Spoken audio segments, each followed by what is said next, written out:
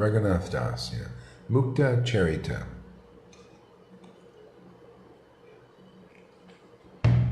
I have to find my place here. So they're growing pearls, or Krishna's growing pearls, and the gopis get a little envious, and they want to compete with Krishna and grow their own garden of pearls too.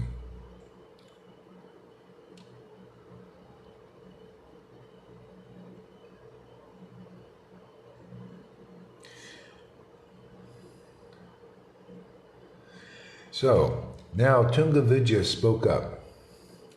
We can also receive a mantra possessing esoteric powers from Nandamukhi.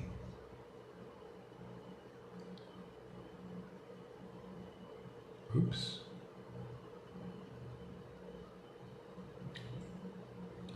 The most accomplished disciple at the lotus feet of Sri Bhagavati Purnamasi. So why shouldn't we enthusiastically persevere in this matter? Deciding that Tungavijaya's was the best counsel, they all approached Nandamukhi and humbly submitted their intentions. After hearing all about the aforementioned topics, Nandamukhi exclaimed to herself, "Aye, just to make the vision of our two eyes successful. This opportunity, eternally desired by us, namely the wonder of sportive play in the matter of trade and commerce, has appeared before us like the seed of a desire tree. Today, great fortune is certainly soon to follow. Hence, I will now introduce such a convincing and excellent arguments to these gopis, the crown jewels amongst clever girls, that this desire tree quickly sprouts and bears fruit." After deliberating about the matter in this way, Nandamukhi addressed those gopis with a cheerful mind. "Hey Saktigan, you should know it to be the truth that these pearls have been produced from the earth, not by the power of any mantras. Mantras uttered by Mukunda." The Sakis replied, "Hey Nandamukhi, the only source of the origin of pearls is oysters. How is it possible that without oysters, pearls can be begotten by the earth?" Nandamukhi replied, "Saktidan, please don't think that anything is impossible in regards to this matter, because it is all due to the natural influence of this soil. The transcendental earth of the forest lands of Braj have produced many variegated types of jewels. All this has been taught to me by Bhagavati Purnamasi herself. On different occasions. Not only that, but I have also genuine experience of it myself. In Vrindavan, golden trees have grown and are growing, visible before our eyes, with new twigs made of coral, fresh green emerald leaves, buds of diamonds and pearls, and fruits made of rubies. Therefore, if pearls are planted in these fields of Brajabhumi, and they are seen to produce creepers that bear pearl fruits, then what is so strange or wonderful about that? Therefore, you should also similarly engage in the cultivation of pearls, but carefully water your plants with fresh, fragrant butter. In this way, you will get fruits which are superior even to those of Krishna Chandra. In this way, these gopi maidens of Braj drank the sweetness of Nandamukhi's words. With happy hearts and great praise, they completely believed everything she said. After they had all embraced her, they returned each to their respective homes.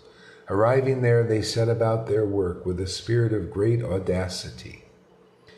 As a challenge for gaining victory over me, Krishna, He's speaking to, was it Satyabhama or somebody? Any one of his wives. As a great challenge for gaining victory over me, they paid their servants twice or thrice the normal salary, paid in the form of milk, to go out and prepare the fields for their newly discovered agricultural enterprise. Pearls that were piled up in the wicker baskets waiting to be strung, and those that had already been strung into necklaces, were brought for this purpose, setting only a few of these best ones aside.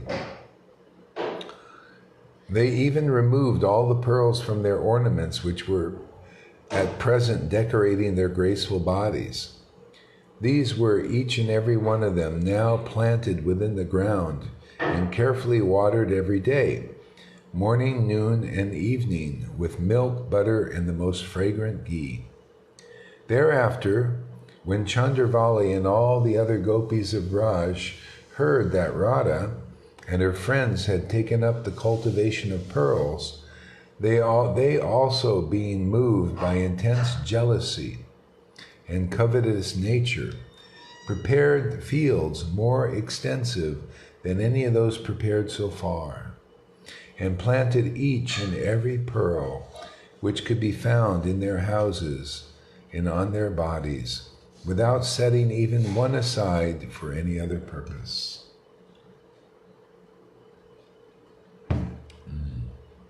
Within a few days, when they saw little plants had begun to sprout in their fields, not realizing them at first to be sticker bushes, they became very proud and began to ridicule their friends, taunting them in various ways. One day the cowherd men, seeing that there were very few milk products at the dinner table, became suspicious.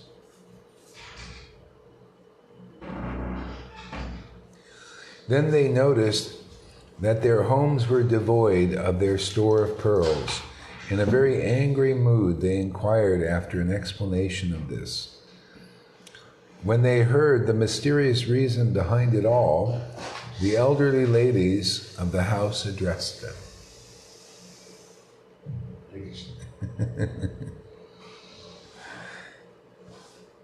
The Asam Gangam, O ye livelong cowherd men, this is nothing to chastise anyone about.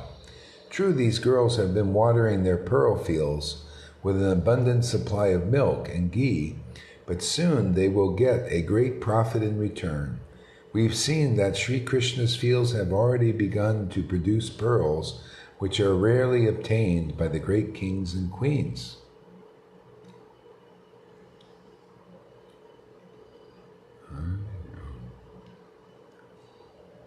Let's see here. Hare Krishna.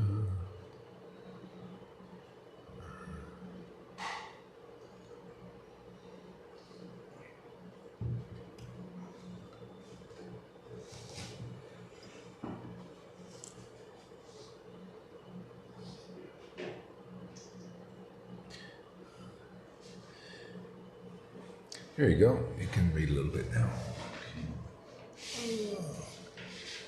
One day. It starts with one day. One day, the cowherd men. Oh, get it, Mike. Pin that on me.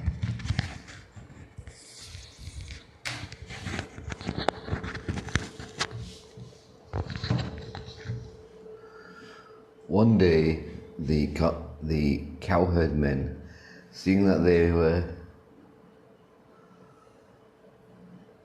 Can you make it a little bit bigger? Yeah, bigger. Okay.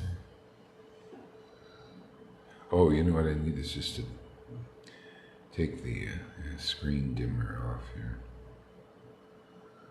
Oops. There it is. There we go.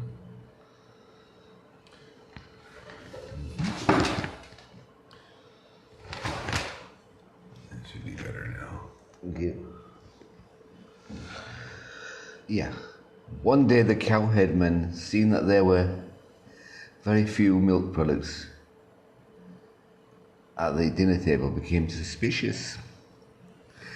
They then noticed that their homes were devoid of their store of pearls. In a very angry mood, they inquired after an explanation for this. When they heard the mystery reason behind it all, the elderly ladies of the slowly and enunciate your words. When they had heard the mysterious reasons behind it all, the elderly ladies of the houses addressed them.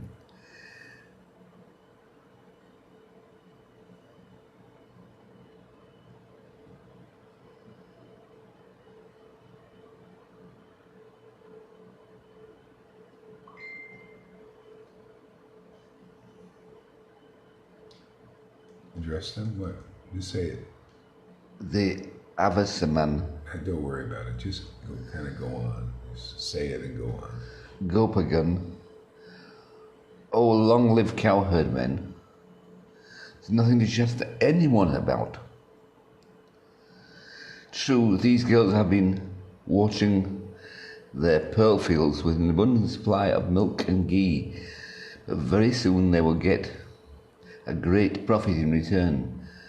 We have seen that in Krishna's fields they had already begun to produce pearls which are readily... Again, try to enunciate your words so they'll understand. Slowly and just enunciate. We have seen there you go, that in Krishna's fields have already begun to produce pearls which are rarely obtained even in great kings and queens. One day Vishaka Devi, after carefully observing the plants that were growing in the field, secretly whispered into the ears of some of her friends. I can't read it. Yeah, why is it? The glasses. Oh, because your glasses. Yeah. Okay. Oh, you read a little bit. From friends. Would you rather read this or Caitanya Bhagavad? What? I like this story. Yeah. What do you feel more related with? Caitanya Bhagavad or this? Give me that. I think Caitanya Bhagavad, of course. Yeah. Okay. 7. Okay, chapter 7 and Adi Lila? Adi. Oh yeah, that's the problem is... yeah, you have it on your tablet, right? Yeah. Yeah, bring it. Yeah. Yes, you're going to read from the tablet there.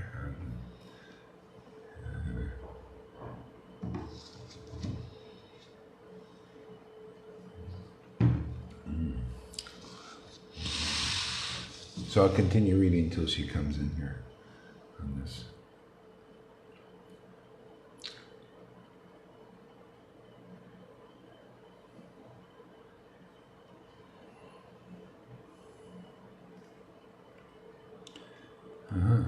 So one day Vishaka Devi, after carefully observing the plants that were sprouting in her own field, secretly whispered into the ears of some of her Saki friends. Hey Saktigan, the young plants in our fields do not appear to be the same one. Okay, there we go. All right, so she's going to read a little bit here. And you can say anything if you want to. If something comes to your mind, just practice saying it. And share. That's Krishna.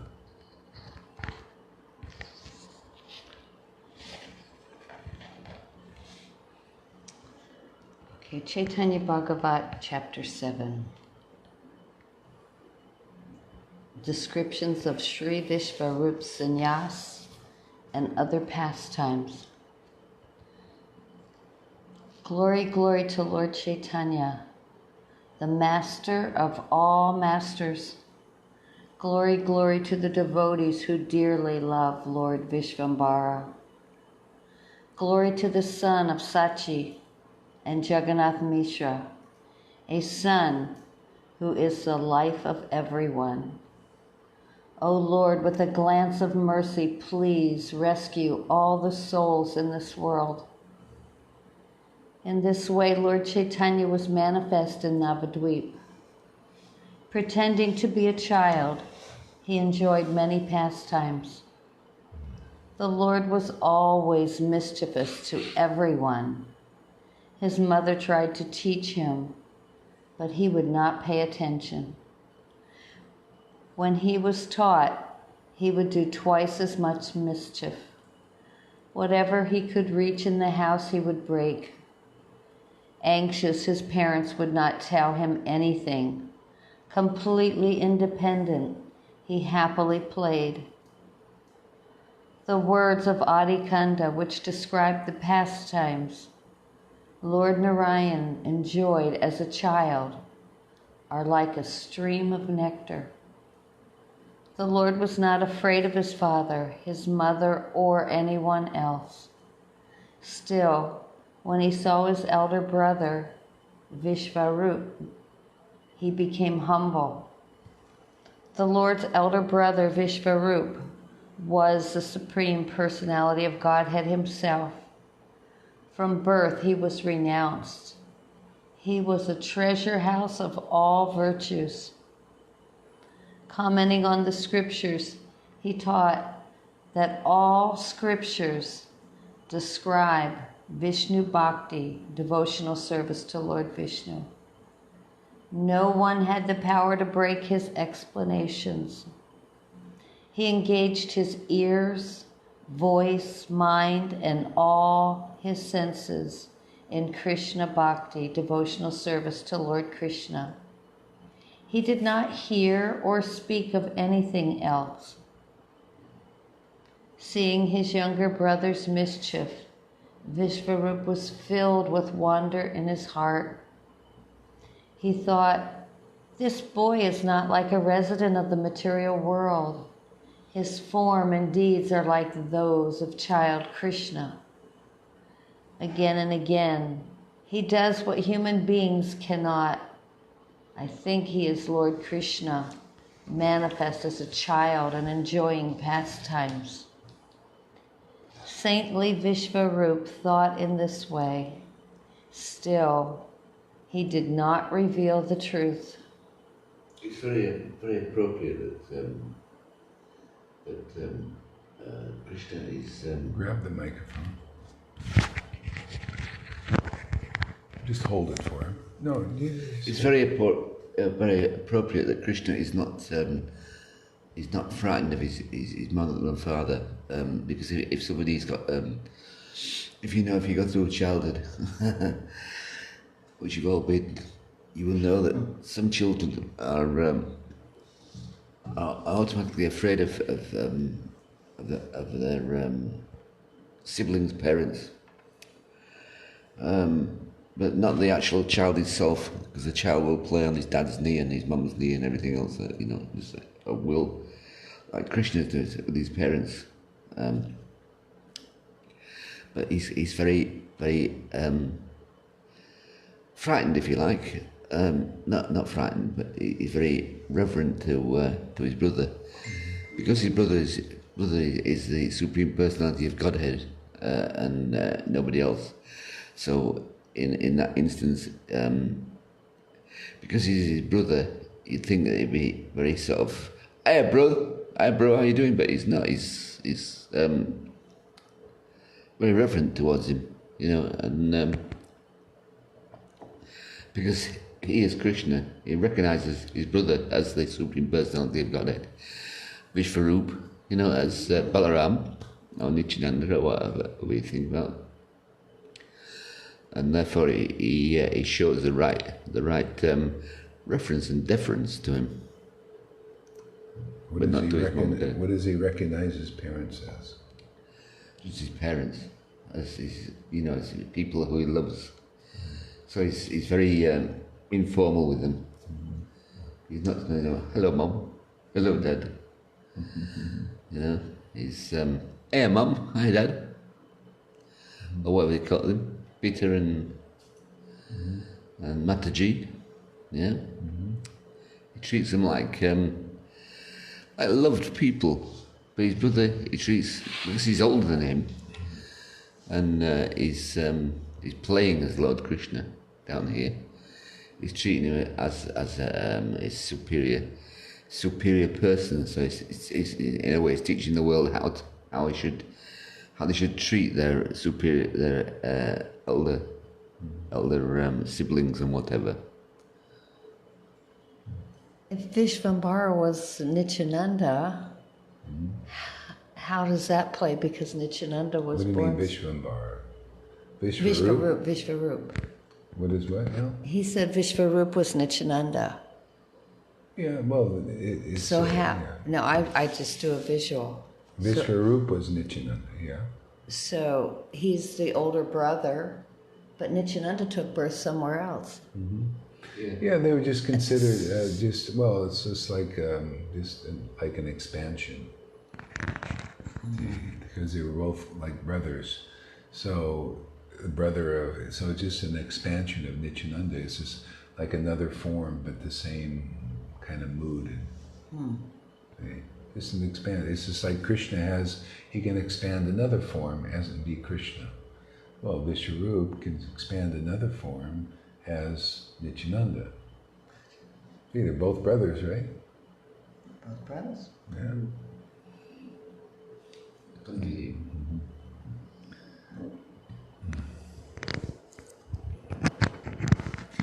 Yeah. Actually, you know, if you notice, he was humble before. See, the Lord reciprocates at the desire of the devotee. And so Vishvarup was in the mood, more like kind of like a bhakti scholar. He was into devotional service and very grave, like this. So the Lord reciprocates. Now, even though the parents seemingly don't like a child to be mischievous, but they do because it's fascinating to them, right? It's kind of interesting. They do this and that, keeps your attention. And so the Lord reciprocates in that way to give pleasure to his parents, to act like a child. Do you like childs? I mean, I've never been a parent, so I don't know these things. But do you like seeing your child do all kinds of crazy things? I do, except when I have to clean up after them. Except that, yeah, that's kind of like it is like that. Especially Krishna, he would, or whatever that, Vishvambara, he was all, or Nimai, he was all like messy, mess up the house, put holes in the walls. All right, go ahead.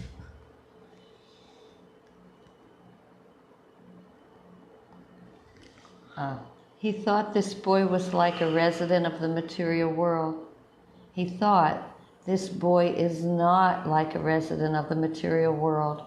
His form and deeds are like those of child Krishna. Again and again he does what human beings cannot.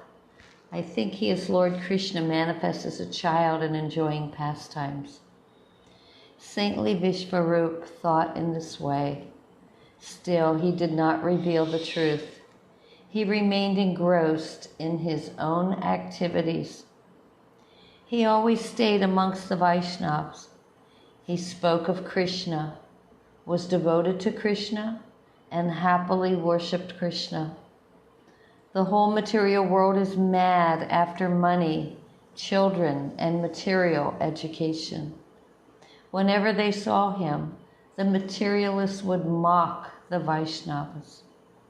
Seeing the Vaishnavas would recite these doggerel verses. Sannyasis, yogis, and faithful wives must all die in the end.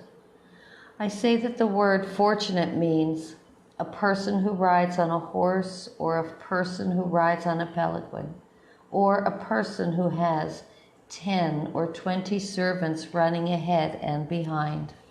You know, our activities here are patterned after actually what they were doing back then. They had also a close group of devotees, and they would just get together and talk about Krishna and sing together and stuff. It's like we do, you know, organically just do it, and that way they live happily in this world. And the other people are either mad after sense gratification, or, you know, and then they had the student community who were also not interested in the activities of the devotees, just like here. That's why you notice we have an exclusive group. Yesterday we were talking to a devotee from another, they're out there feverishly passing things out and passing out books, and, you know, so, but it's different, they don't understand, you know, and we're talking about the essence of devotion and all that, and not really interested. I told the guy, you see, it's just all kinds of things going on out there. People interested in yoga and yogi, and we got this little group that's patterned after this, literally. It's literally doing the same thing. You know, talking about Krishna and all this because it gives great happiness to Krishna. I think Krishna comes around, he likes to be around his devotees like that. More intimate, he's more distant from these others. They feel it too. That's why, you know, like, Lord Krishna was reciprocating with Vishwarupa in a certain mood. The same thing with these devotees. Even they're just in a different mood and a different level. I asked the one, I said, what if you can get Krishna within a year? Would you be interested? He told me flat out yesterday, I don't know if you picked it up, he said, no, I'm not that interested in Krishna. I said, okay. See, it's not enough desire yet. Because they think they can attain Krishna by their rules or regulations, or speculating on Raganuga Bhakti and all these things, but you know, they'll find eventually you can't, and that increases your desire. You know, you spend 20 years, 30 years, and people promising Raganuga Bhakti, or saying that we're Raganuga Bhaktis, but in another, all kinds of speculations, you know. You shouldn't show these things, and, you know, all this stuff, that the way they preach. I mean, Lord Chaitanya came to preach pure devotional service. He came to preach, not just devotional. I mean, you see these devotional service. Oh, that really leaves a lot of room. What kind of devotional service? Oh, Vaidhi Bhakti? No, he came to preach spontaneous devotional service. It's all leading to that. And so, like, what Pani posted a verse. Any, I'll read it because it's so good. It's about this. Where is it here? I even put it on my timeline here so I wouldn't forget it. I was looking for this verse for a long time. Come on, man. Here we go. Yeah, in Caitanya-caritāmṛta Adi Lila chapter 3, verse 61, the greatest ignorance consists of activities, whether religious or irreligious, that are opposed to, see here, to devotional service. But again, oh yeah, what kind of devotional service? See, religious or irreligious. So it's not talking about Vaidhi, because Vaidhi is religious activities, you know. So you're doing in practice, practicing things. So religious or irreligious that are opposed to pure ecstatic devotional service. See? They are to be known as sins. See, remember, again and again, it always comes around. You associate and hang out with ecstatic devotees who know the essence of truth, your sins are zapped. You don't, your sins remain until you that point. They're known as sin. It's very, you know, when ecstatic devotional service and pure devotional service is on the planet being preached, it's a sin.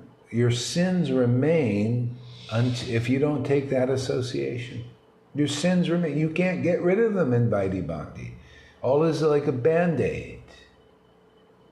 You know, how can associating with people that are also, their sins are remaining, remove your sins that are there? Huh? How can that happen? No, you have to go to the ecstatic devotees who are doing pure devotional service, and that's where the sins are gone. You know, so otherwise they're there. They stay there. That's why all this level of preaching is always like this. If you want to, this is you. That's why the Lord came here to taste this ecstatic devotion and spread spontaneous devotional service, and that's the principle. See, those are the principles. If you want to die with sin, well, don't take the association of ecstatic devotees who do pure devotional service. They have bhakti lata bij, unalloyed love. Don't hang out with them, and you will guaranteed die with sin. There's no way you cannot. Ecstatic devotion, ecstatic devotees is the only door to becoming sinless. You know? Or you can be killed by the Lord or something in some pastime, and then you get liberation only. See? Or you can chant the holy name and at best get liberation, and because you could say, well, you know, all I need is the holy name, all I need is Prabhupada's books, and then the Lord blesses you with ecstatic devotions. You say, devotees in this world, and you say, well, I don't like their association, I'm just going to go and chant, I'm going to go and do my Ritvik trip. What is the best you can do? Liberation.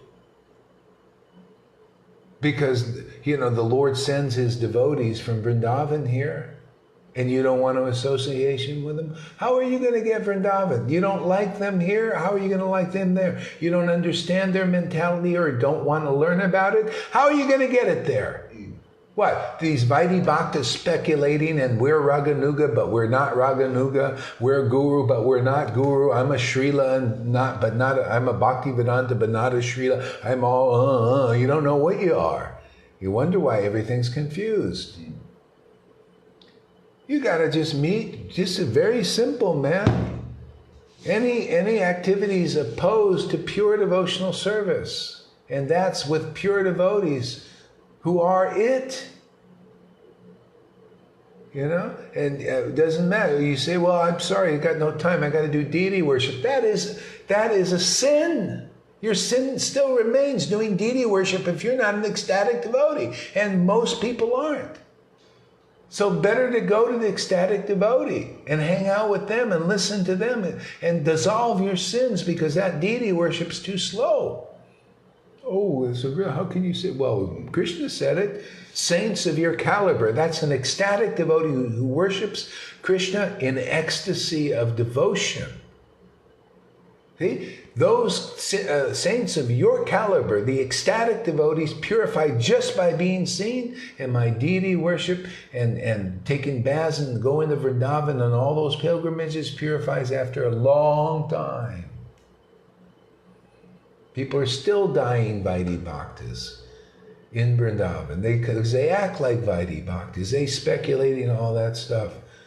See, well, you know, if you say, well, you know, I die in Vrindavan, and then you meet a devotee preaching ecstatic devotion, you think you're going to go. You don't like him here, you're not going to like him there. Simple. What you bind on this world, you bind in spirit. That's what Jesus taught. It's a Raganuga Bhakti principle. That's why Krishna comes here. Lord Chaitanya comes here. He has to, so that you can like him, learn to like him. If you don't like him, learn to like him by hearing from a real devotee teaching you the essence of this truth. How are you going to like him there? Why does he come if you can like him there? He comes to the earth and does his pastimes. We're lucky we're here on the earth. We're lucky because ecstatic devotion is being preached by the order of the Parampara. You don't believe my word? Well, look at the fruits out there growing.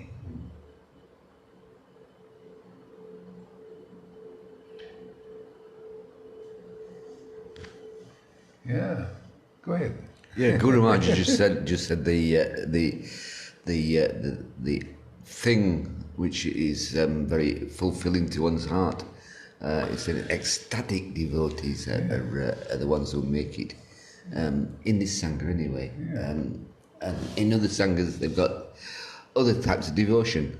You know, alloyed devotion, and we've got unalloyed devotion. Because we're doing it ecstatically. You can see that Krishna, when he was born down here as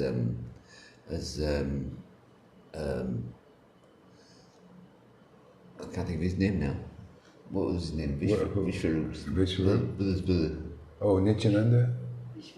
Vishvambara. Yeah. Vishvambara and his brother Vishvarup.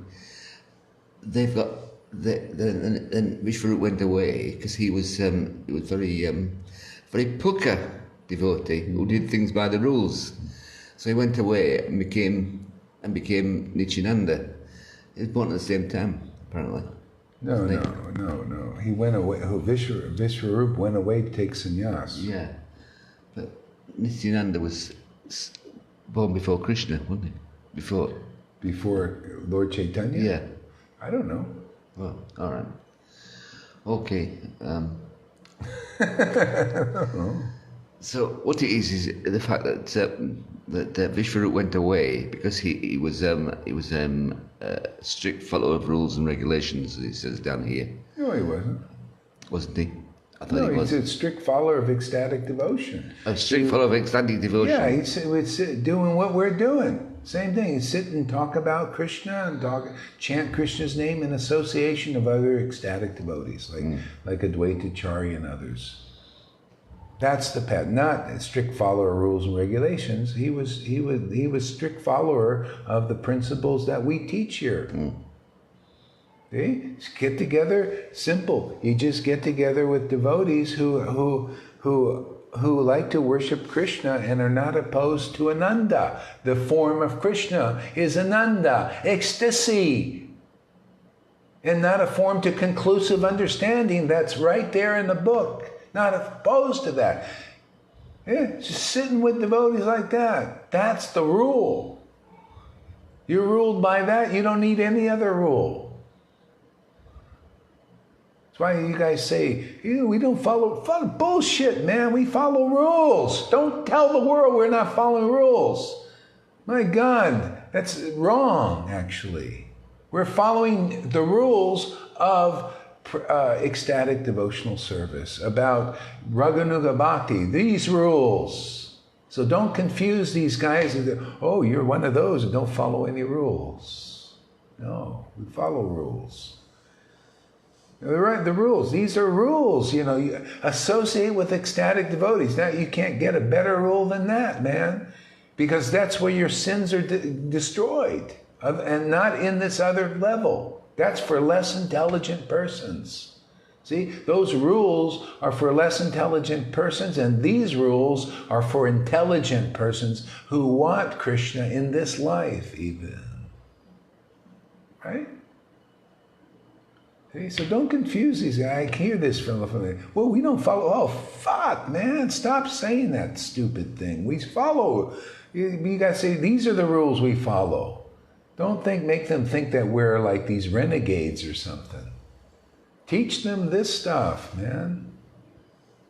There's no glory in to go around saying, we don't follow rules. What do you mean you don't follow rules? You come here right now, that's a rule. Come and associate with ecstatic devotees. Even if, and the rule is like, hey man, even if you're doing deity worship out there, this is what a lot of devotees do. You're doing deity worship and this program's going on with ecstatic devotees with current messages coming and you're worshiping a deity. You think that pleases Krishna? No, your sins remain there because that's slow worship unless you're an ecstatic devotee. Better to come and listen to Krishna channeling right before your face, the personality of Krishna coming through a bona fide guru, man. That pleases Krishna and you'll know it in your heart. You do that enough, and then you'll know. Just like Advaita-charya, right in the middle of deity worship. See, we teach these rules. In the middle of deity worship, was it Ishvarapuri or Madhava Ishvarapuri came into his courtyard. Immediately stopped the thing. Oh, stop this and go to the devotee to associate with him. See? That's a rule. If you're not following that rule, your sin is remaining still. See? And will remain because it's too slow. I mean, you will sit there for a long time to try to dissolve. You got no ecstatic love because you got all these weaknesses and anarthas and everything, when you can dissolve so much just facing a devotee. It's always preached like this. Jesus preached this. You know, Martha Mary deal. Mary's going around doing all these household chores, you know, to set everything up, you know, and all this. And Mary's like listening to every word spoken by Jesus. And Martha came to complain, man, why is she helping out doing this and this and that? And Jesus says, she's doing the greater thing and it won't be taken away from her. See, these are rules, the essence of all rules. You do this, then you're freed from rules for the less intelligent, because they can't do this simple thing. That today, this guy couldn't understand. I said, you want Krishna within a year or so? Because he said, I've already been doing this 3 years. I'm still praying. When will I ever get? Well, we got people even within a year getting Krishna. At least making great progress in that. More than that, well, I just don't desire enough. Okay, well, that's honest, you know. Let's go out there and work for it some more. Go out there, distribute little books and your, little, stuff and to your guru and all that. And keep, never see, he says, yeah, I still have doubt, I said, yeah, well, would you have doubt if you see devotees with real bhakti that matches in the scriptures and real intelligence that matches in the scriptures?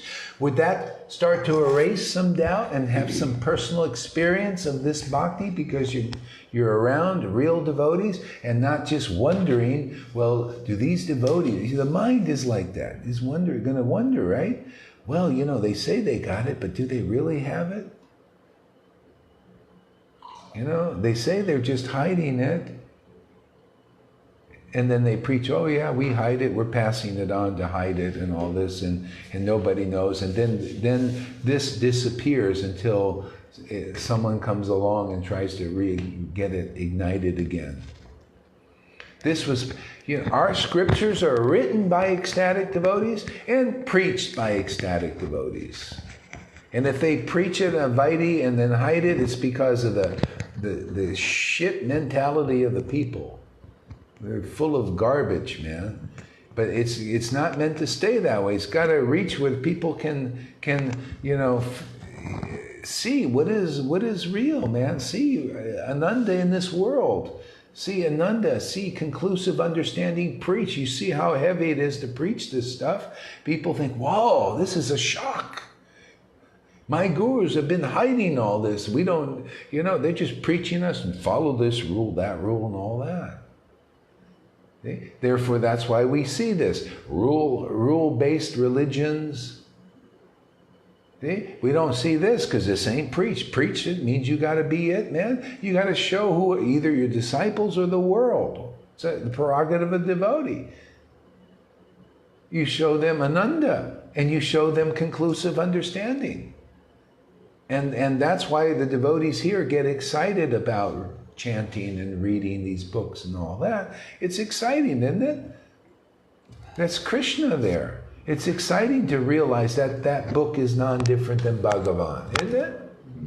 That is your shelter. See? These people don't know. If they did, why aren't they with us?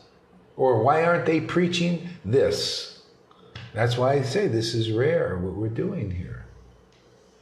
May our deities here, our friends and consultants, cause, yeah. Oh yeah, let's see what's going on here. Let's see here. He wants to know if we maintain deities anywhere. We maintain deities. You know what a deity is? Hey man, this book is a deity. If you're a neophyte, you think, do you maintain deity? There's this book, and then the deity is over there. Yeah, well, I don't preach that stuff. I preach, we're definitely maintaining deities. I'm maintaining the deities in the hearts of people here, preaching the real thing. Conclusive understanding and showing ecstatic love and awakening ecstatic love. I think we've got the best maintenance program of deity worship on the planet. If you're seeing the deities over here and this is something else, some other deity, hey man, no, this is a deity. It's like Haridas was teaching, Lord Chaitanya said, you teach deity worship. What are you talking about? I've just been worshiping the name. He said, that's deity worship. Harinam Chintanami. It's all about, part of it is a deity worship, and Haridas could teach it perfectly because he was perfectly worshiping the deity in the form of the name. See, that's the point, the purport of that chapter. Do we maintain deities? You bet your buttocks we maintain the deities here. Otherwise, we wouldn't be maintained. I couldn't live, life is maintaining the deities. I have no time to go with the statues and to go do all that stuff that way. I have no time for that. I have another work to do here. Deity things is for, if you feel for that and you householder and you need to do something, then do it. But I don't do it. It's not my thing. Wasn't Rupa Goswami's thing or Sanatana. They couldn't also. They got the deities and they found they couldn't do it. There was too much time it takes to grow all this and feed them all these things. Oops. So we do maintain deities here. Okay? Oh, wait, here we go. Yeah.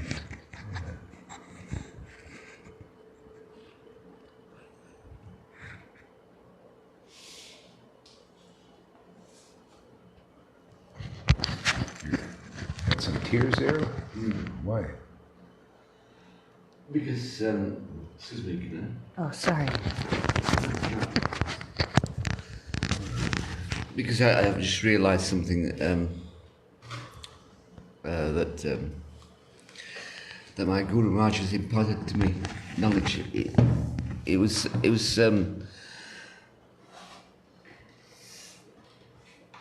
this deity worship was the thing that brought the tears to my eyes.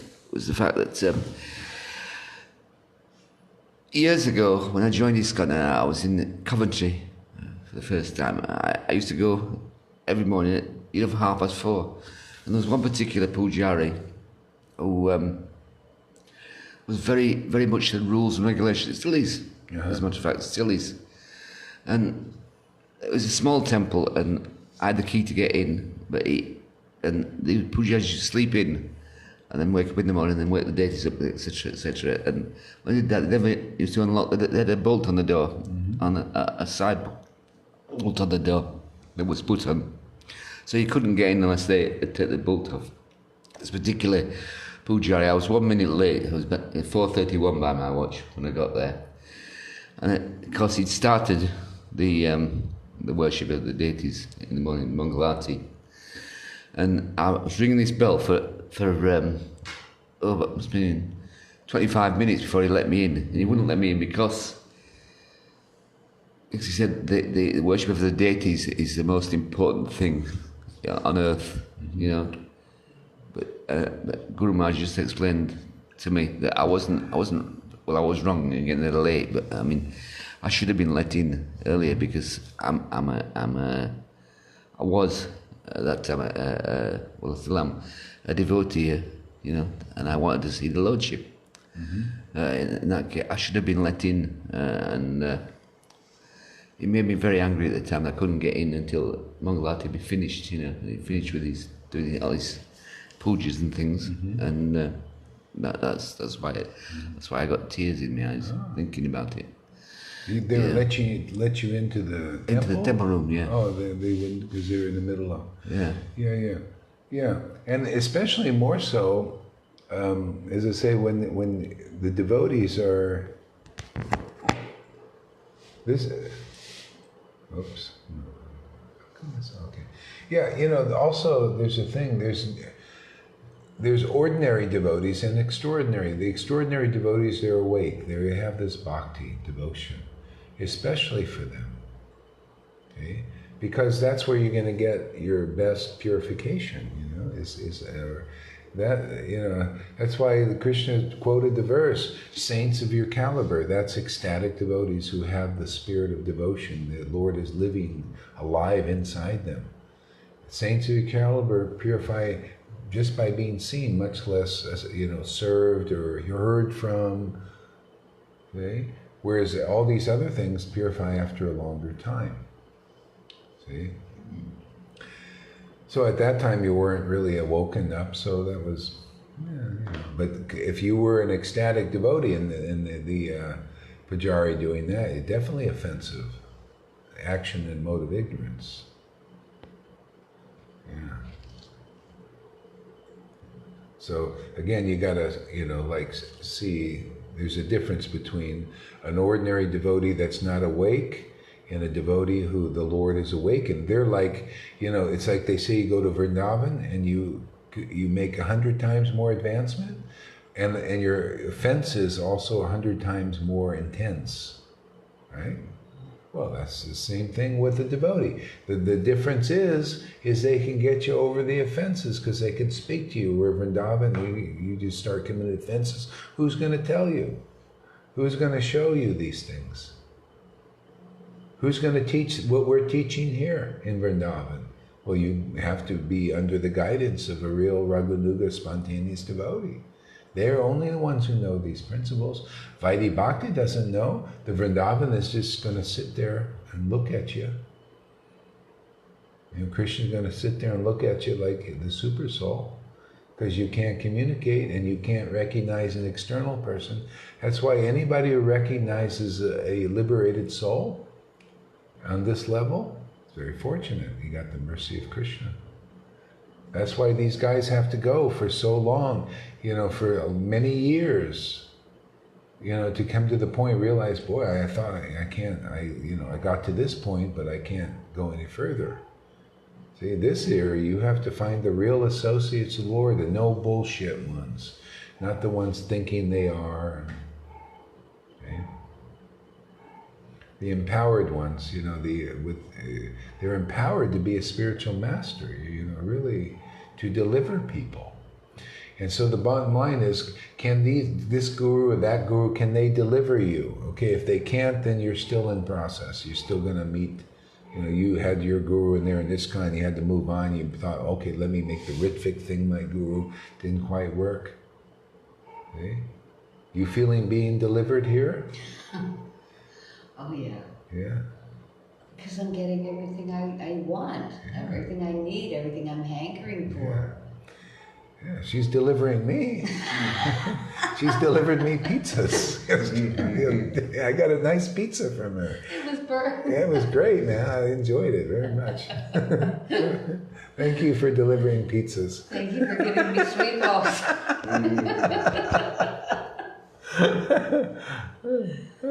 Yeah, the thing is, what the associates of Lord Chaitanya, the real ones are very rare, and everybody else, like they say, this guy was saying yesterday, it's all Lord Chaitanya Mahaprabhu's family. And they're more distant relatives, and so the whole thing is if you want, how close do you want to come?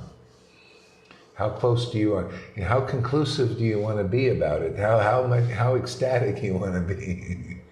See, the more, if you just want to sit there, someday maybe I'll get some tears in my eyes and pray, well, that's you don't have enough desire. If it's available, if there are devotees here, when they're hearing and chanting, they have visible signs and symptoms of bhav and prem.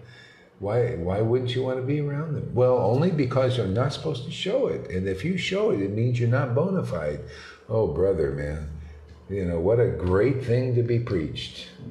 That's like slapping Lord Chaitanya in the face, isn't it? This is the result I got from following Vaishnavism, is not to believe in ecstatic devotion, not to have it in this world, or it's always got to be hidden. Everything's got to be hidden. That means it remains hidden. It's like going you go to get a trip to Vaikuntha, and you're saying, okay, Narayan, I want you to show me Vrindavan. What's Narayan going to do? He said, no, I'm here to hide it. I'm not here to show it. You're going to only see Vaikuntha mood. That's all that's going on. Everybody's, and that's all you're going to get, because that's how he rolls there. Okay? How did Lord Chaitanya, Nityananda, and the devotees roll here? Chanting in ecstasy before the world to say, hey man, this is the Dham. You like this? You want this? Otherwise, if we just show you Vaidhi, it's like showing you Vaikuntha. And that's all you're going to get. You're not going to be attracted. Then if you see ecstatic devotees, all your speculation, oh, you're not supposed to show, you can't do, don't, comes in, and all of a sudden you miss it because you've been taught wrong. The wrong thing. Or you were taught right at another time, and it becomes wrong at this time. You got to be able to see. Okay, yeah, Prabhupada said, we're not going to show this so much. People don't understand it. Let me write the books about it. Let me put the books that are already written out about it, Nectar Devotion, Caitanya-caritāmṛta, and all that. So people start to want it, at least when it's preached by a real devotee at the appropriate time, which is now.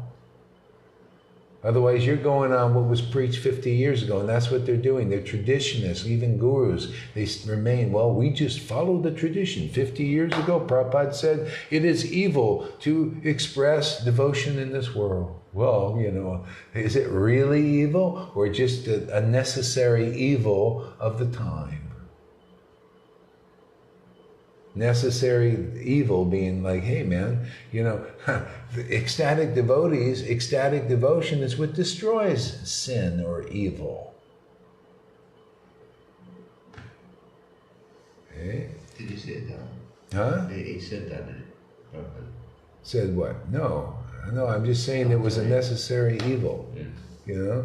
To say this is such a beautiful thing, such a powerful thing, such a wonderful thing, such a perfect thing should not be expressed in this world. What do you think being suppressed and depressed and compressed is? What do you think the devotees felt 500 years ago? They were naturally devotees.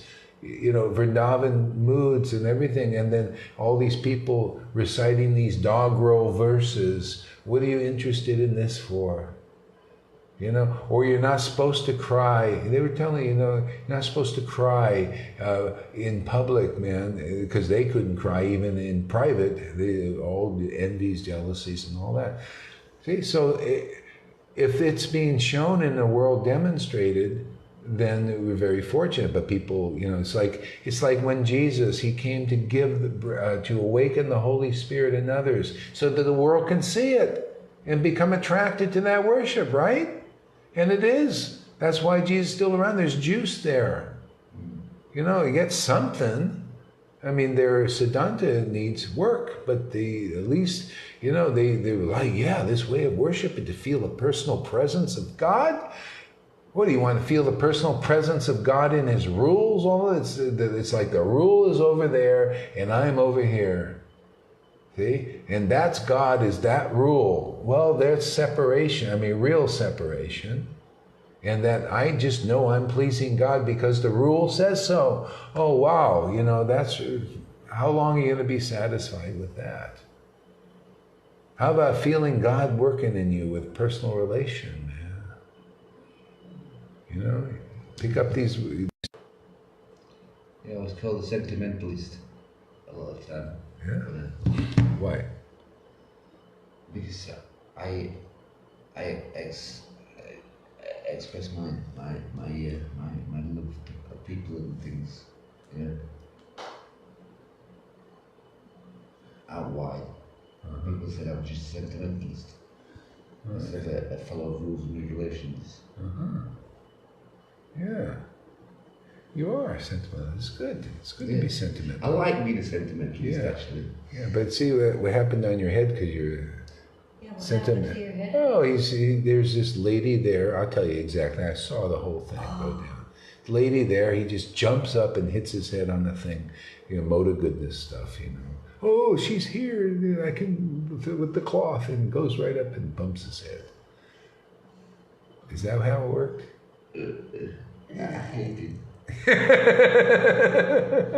His friend, all of a sudden, all the vendors I've chased away so I can do my classes, they're all come. Oh, there he is. He buys all these beads and stuff.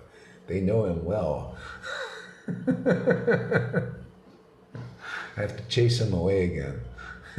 The dogs come, they come. Different mood, He's probably got the better mood. I'm just like a,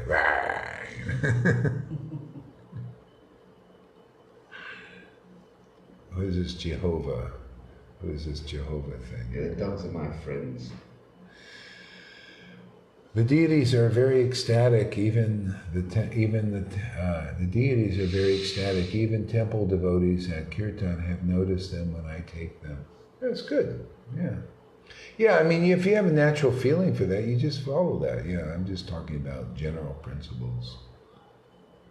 Actually, it wasn't that lady. I did last night.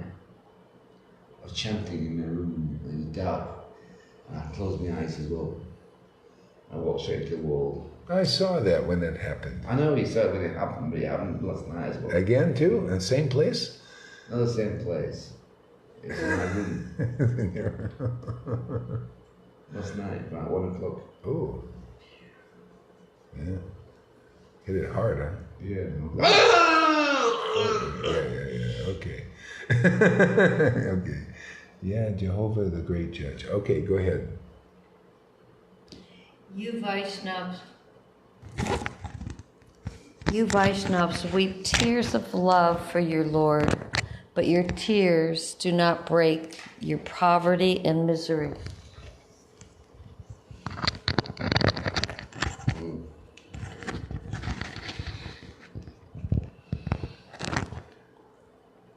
You see, this is another thing. You see how that's indirectly showing? Come on, man, why is this thing switching today? Okay, I just keep it. You see how this, obviously they were seeing these tears and everything because even the general public was commenting on it, right? Why would they comment on it if they were hiding everything? See? They say, yeah, you guys weep tears of love, and they were doing kirtans and all this, and people seeing this ecstatic devotion. That's why the Lord came here. See? And they're the opposition there. Here, here we have devotees who are like the student community now, who are also opposed to this. They're all, well, no, we should show it. No, don't do it. A lot of it is just because they don't have it. Must be. Well, is this like a material vision of them? They're saying you cry these tears, but yet still you have poverty and misery. Yeah. So no, they don't have. Does it say misery? Misery, yeah. You Vaishnavas weep tears of love for your Lord, but the tears do not break your poverty and misery. Oh, well, that's something, poverty and misery, that's their interpretation. That's what I meant. That's like a material misconception. To them, they're thinking it's being miserable is to be poor. If you have this bhakti, even if you're poor, it's no problem. If you don't have this bhakti, then you're miserable, because you can't enjoy the world and you can't enjoy Krishna's bliss. And that's the problem in Vaidhi Bhakti. It's not enough. Yeah, God darn it, man, it's supposed to switch. Here we go. Yeah, it's not enough in Vaidhi Bhakti. You can't get enough taste. See, it's just like, you could see, look at Balaram. He was he's in his cabin and, just, and now he's getting excited. This is the way it is. That excitement will increase forever. Excitement, go deep, more ecstatic, because you're getting some taste for what is spiritual. So, yeah, one guy had kind of he's been coming, I don't know, he might still be here, but he says, I've been watching your videos for a year, I don't understand a word. And then he said, I don't understand the word, and I lost my faith in Krishna. And I wanted to thank you for that, because now I'm a normal person. I thought, my God, man.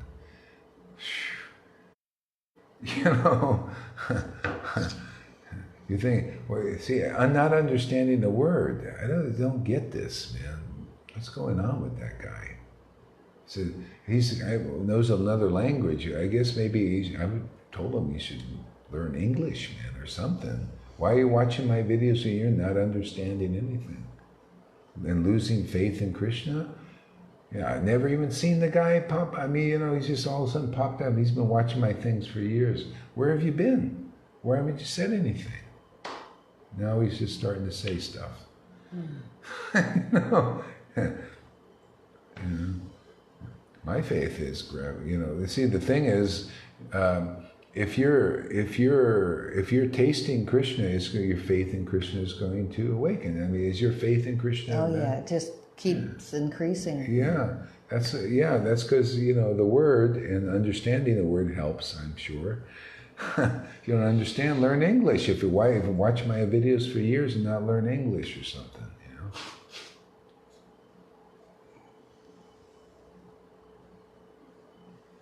Yeah.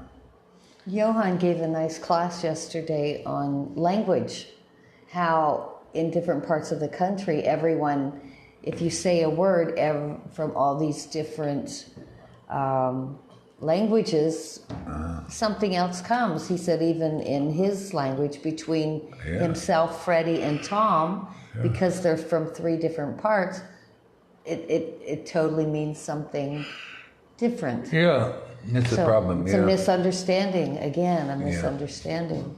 Yeah. So we just do the best we can. Seems to work. Go ahead.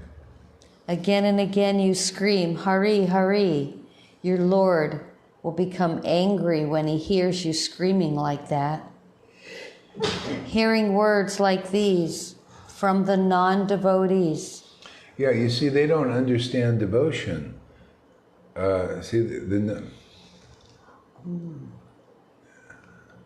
Okay, yeah, they don't understand devotion. Just like we had one lady say, calm down, calm down. See, to Johan, calm down, calm down. See, they don't understand devotion causes, you know, the passion, but not material passion. You become very passionate. If you even notice Christian preachers who have the spirit, they get very intense, very passionate. It's wonderful. It's just the Lord was very passionate, very, you know, the devotees when they're preaching. It's not like just like some robotic thing.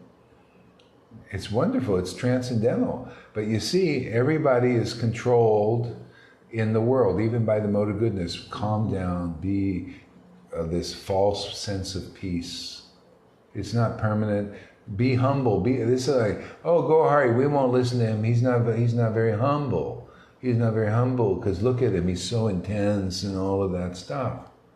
See, this is what Vaishnavas in them. Their gurus are like, oh, they're forcing this forced humility thing, and they're, you know, they think, well, you see, that's real high-level Vaishnavism.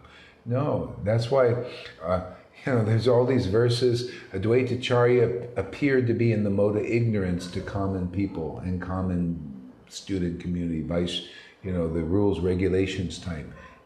See, appeared to be in the mode of ignorance because he's expressive. Okay? Same thing. Yamaraj says when the Vishnu Dutas come from the spiritual world here in this planet, they often are misunderstood to be in the mode of ignorance because everybody has these ideas of what is spiritual, but they don't have any experience of that, of liberated souls here. Liberated souls appear just like you in this world. Or better than you in the sense they're more expressive, even in the world, because people are expressing themselves in the world that are not inhibited by the rules and regulations. They're more alive in that way. That's why, again, these rules, regulations, you got to be transcended. You got to go into the spiritual, become a spiritual person, expressive. And that's why it's hard for the world to hold them here in this world. If their preaching is very intense, people misunderstand and they think, well, this is material because it looks like it's material and all that stuff. But how are you going to become an associate of Lord Chaitanya or Vrindavan if you don't associate with persons that are being themselves in that spiritual form here in this world? Okay? That's how people got liberated. Lord Chaitanya gave the order. Manifest ecstatic devotional service, pure devotional service, even to the lowest persons. Don't hide it, in other words.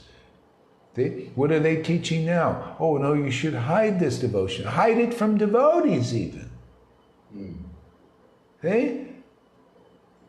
So the Lord said, hey, no, just manifest it before everybody, even the lowest persons. Let them see it. Oh, the student community, like here, oh, they're taught, like these old ideas. Your program needs to be updated, man. You need an update in that program. That was 50 friggin' years. Oh, 100, started 100 years ago. Bhakti-Vinod, just print one book that has an ecstatic devotion in it. These intimate pastimes. One book for Bhaktisiddhanta. And then Bhaktisiddhanta carried that kind of mood, and Prabhupada. But it was always, in the books is all preaching ecstatic devotion, man. We just hone in on that because it's time and the order is given. Just like Nityananda and Advaita got the order, preach it, show it to the world. Whoever will accept your association will get it. See, all their sins will be dissolved because that's how you do it. You face ecstatic devotees and they're what they preach and hang out with them, your sins are zapped like that. And those who don't, their sins remain. Just like all these verses we read. See? Those who are against ecstatic devotion, pure devotional service, when it's available here, then your sins remain. They can't get zapped by it's very slow. You're taking baths in the Ganga and all that stuff. And still you got the mentality that gets purified by association of ecstatic devotees who chant the holy names with great ecstasy. It gets zapped.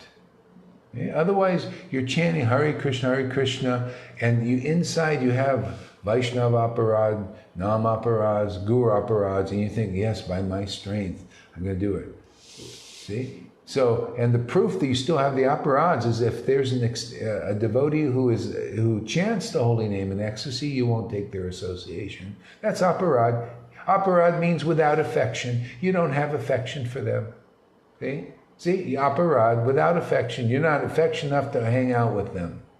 No, I'd rather hang out with those who don't chant the holy name, but they say they do, but, we don't know. And, but you guys, like yesterday, I said, hey, these guys they got bhakti, and taste and all that. And say, well, I'll stay for a few minutes with you, but then I got to go out and do these other things. See? See, it goes against that. Any action, either religious or irreligious, that is opposed to ecstatic devotion, pure devotion, is an action of the mode of ignorance. That's an ignorant action. People don't know that. See? Let me go out and pass out my thing. I said, yeah, did you? He said, and maybe in some day, in some lifetime, I'll get this devotion. Yeah, some lifetime. I said, well, would you like it in maybe a year or so? Because you look like a good candidate, in a sense. Oh, my desire's not strong enough. See? Okay, you go and do your ignorant actions for a while. Okay? It's action and mode of ignorance. And the opportunity is here. You can take the association of devotees who have the bhakti lata bees awakened. See, Lord Chaitanya taught this. He went to South India. He passed the potency on to one person. Whoever would associate with them and believe in their association, they got that bhakti. And you couldn't get it any other way. It's the same thing here. You guys, it doesn't matter how pious you are, how paka you are, how straight your friggin' tilak is. If you don't come here and get this and associate with ecstatic devotees, you're going to go and do that vaidhi and you'll die of vaidhi and still praying, oh, maybe in some lifetime I'll get this ecstatic devotion. See, that's ignorance. Hey, the time is here. We're telling you, right? I tell the guy, right here, these guys got it. You want it? That's the way it's passed on. That's the way Lord Chaitanya did it. And we've gotten the order. We got the ecstasy. We got the order. So it's being passed on. The way it was passed on 500 years ago. You want that bhakti? You come here, you get it. Otherwise, you'll be sitting there praying with all these prem parojanas and all that stuff. Someday I'm going to get it. Oh, yeah, we believe he's got it. We never see it because they're supposed to hide it. But, and then still, the bottom line is, proof is in the pudding, man. Where is that bhakti? Hey, you're getting intense, man. intensity. Yeah. Where is that bhakti, man? Otherwise, Maya is so friggin' tricky, man. She does all kinds of bullshit, man. It's her game. See? Yeah, proof is, where is it? Where are you praying some lifetime I'm going to get it? You're getting, you got a taste, man. You say, well, it's here. Let me just develop it. They're still praying. Even my ex-wife, she left this path of being stupid donkey she is. Donkey. Now she's doing the same thing. Sometime, maybe someday. Right before her face, you can't see it. We're not praying like that because we get in it. Say, no, Lord, I want more of this. Yeah, more of this. You want to be like that or you want to be brave? Someday I'll get a little taste, man. And definitely, if I get that taste, yeah, we definitely won't ever show. We'll be so miserly. Mm-hmm. We'll make sure we create a disciplic line where it's never shown. Never shown. Nobody will know. Yeah. Can you imagine Christians being like that? The whole thing with Jesus was the Spirit-filled worship. Anybody worshiping, I met these people worshiping Jesus without the Spirit. It is the most boring friggin' thing, just like Vaishnavism is without the Spirit. Boring, man. Crappy. Boring. Same thing. You got Jesus, it's like you got the name of Krishna, without the juice, man. The juice is devotion, pure, unalloyed. That's the juice, man. Otherwise, I was telling the guy, they said, his guru obviously couldn't get him to understand these points. He said, yeah, anybody chanting the holy name? I said, the holy name ain't holy until bhakti is there. Otherwise, it's a name only. What do you think they come up with this, worshiping a name only? See, that's really, you only got the name. Where's the bhakti, man? Where's the ecstatic juice? Hey, that makes the name holy name. See, you got the name Krishna and you got the holiness bhakti, Radharani, man.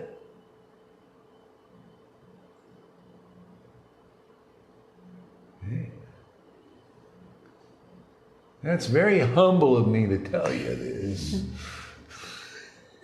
I'm tired of listening to superficial people coming around saying, yeah, we're Raganuga Bhaktas, and just anybody chanting the holy name is a great soul. Say, hey, man, that name is holy when holiness is there, man. When there's substance of that holiness being chanted in the name, and hey, man, and telling you that's the holy name is how you understand it.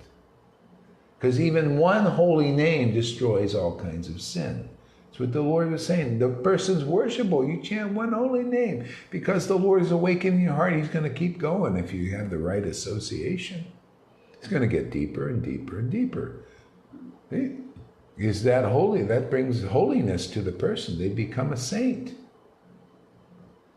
And you just cultivate. We got a lot of saints coming here, and they get cultivated. They wake up pretty quick, and they keep going, get deeper, deeper, deeper, more saintly, Okay. So that's the whole point of these Vaidhi speculative sanghas, and sometimes in the name of Raganuga Sangha, is to get the association where their bhakti can really grow, and they're not praying for their whole friggin' lives. Oh, when will a tear come to my eye? Free Jesus, man.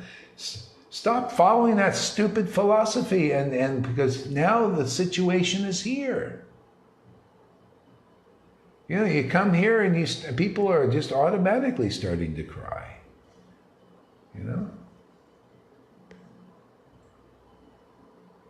So that was a great verse, Pani. Thanks for sharing. I was looking for that verse because I came across it and I use it so much, but where's that verse? I came across it, so I saved it. I'm going to do a class on that. Okay, go ahead. Vaidhi Bhakti, isn't that path to get you to desire Krishna? Yeah, that's what it says. Follow the rules and regulations of the Vedas to develop a desire to attain Krishna. Yeah, what we're doing here is maybe we kind of speed up the process a little bit. See? Because you don't know, it's not told to you, so if you hear somebody saying, yeah, actually, that's what I'm tired of just doing them like that. Yeah. Okay, go ahead. Again and again you scream, Hari, Hari. Your Lord will become angry when he hears you screaming like that. Hearing words like these from the non-devotees, the great devotees became very unhappy. See, and that's just a projection. That's their anger. See, they're angry that the devotees are worshiping in ecstasy, just like here. Darn it, come on, man. There we go.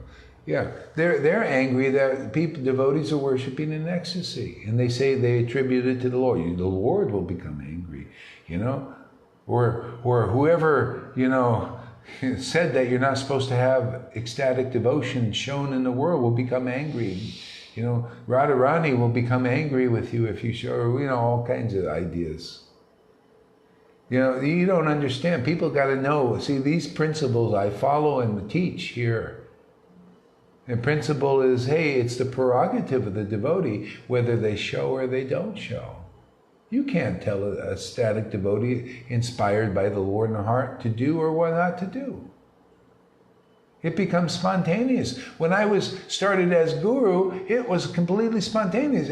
I didn't get the confirmation until afterwards. After, I have people coming and say, you're my guru, and Krishna coming, and showing himself, and because of your guru is that, and then Prabhupada comes and said, yeah, this is, what you're doing is exactly what I want you to do. It has everything you're doing has my approval, you do more of that.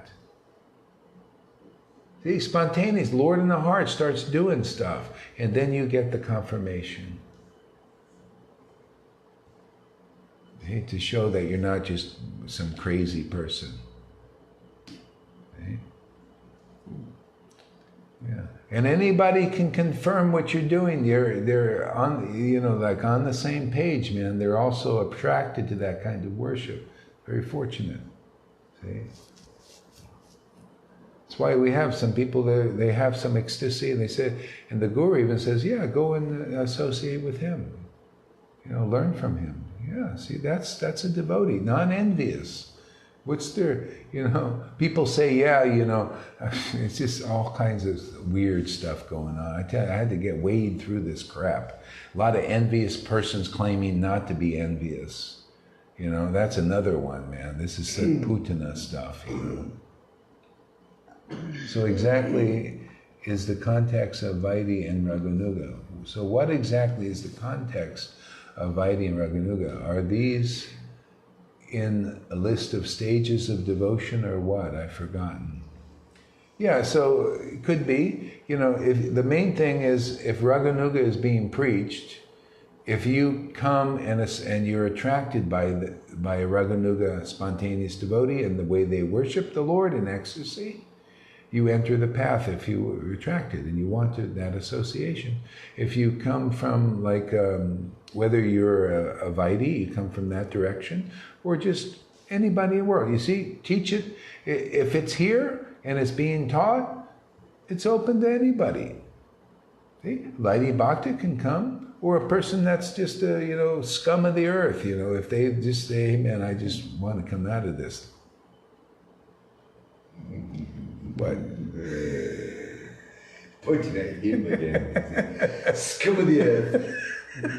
No. So let's see how he'd react. What is that? Sat here again. Getting whipped. He doesn't mind. Scum of the earth. There might be scum of the earth. Scumbag, man. Even him. Even the skim of the earth. I was thinking how... Watch that. Guru, the word guru. Just like Johan was saying yesterday in his class about how words, different things Can you see yourself? Yeah. Okay, good. Keep him too? Yeah, him's there.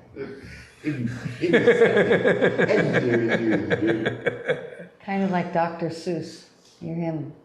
Who's that? Oh, no, it's okay. We won't get into that. So guru, the word, different things maybe come to mind. Just it's a word, but everyone has a different concept of what that word means. It's like your mother is your first guru, but so that it's a word. It's a word. It's a title to. Your mother, yeah, she's worshipped, she's honored, she's all that because she's your first guru. But you're the spiritual guru. So the word guru, I think some people have a hard time with that word because of what it means to them. Right, yeah. To them, their understanding of what it is. And I think that's where the misunderstanding comes in a lot of times. Yeah, and for this level of guru is the deliverance here. We're here to wake up people's devotion. See, we're following the footsteps of Lord Chaitanya here. Okay, Lord Chaitanya came to taste ecstatic devotion and distribute it. Okay, so the devotee who is the deliverer has to do the same thing. If you don't not qualify with that, then you can't. You have to taste this bhakti and distribute it, and if people don't see it, then how do they even know what it is? See, so that's all this speculation still, or they don't have the power to do it. They don't have the real order to do it. Or, there's just all kinds of stuff. There's the real lines and the false lines. The false line is, okay, you're part of the line, eventually you're going to come closer, but still you got to cleave. It's like you got a Chaitanya tree, okay, of devotion, and people are trying to come onto it, but there are a lot of dry branches there. They're not awakened yet. So you come onto the tree, this is a Vaidhi thing. There could be like an ecstatic devotee preaching Vaidhi Bhakti because of trying to attract people, and they get their association and gradually come closer. See, that's like with Prabhupada and Bhakti. People, they're ecstatic devotees. People, they teaching Vaidhi because they can't understand this ecstasy yet. So they bring them over close, and because they're a real live branch, right? But still, they're not preaching this. See? And so, anyway, they're there, and then the guru disappears and everything goes, just stays Vaidhi because that's where they've been brought by that ecstatic branch. See? That's why the Parampara does these things. Sometimes they have to. That's why Lord Chaitanya taught Vaidhi Bhakti, even though he came to give this. See? So now we got ecstatic branch that is, our Sangha is one of those branches that are lit up. We don't know how many are there. As people come forward and say, hey man, we like your preaching. That's kind of what we do. See, like Miles and his, yeah, we really into this. We like this kind of preaching.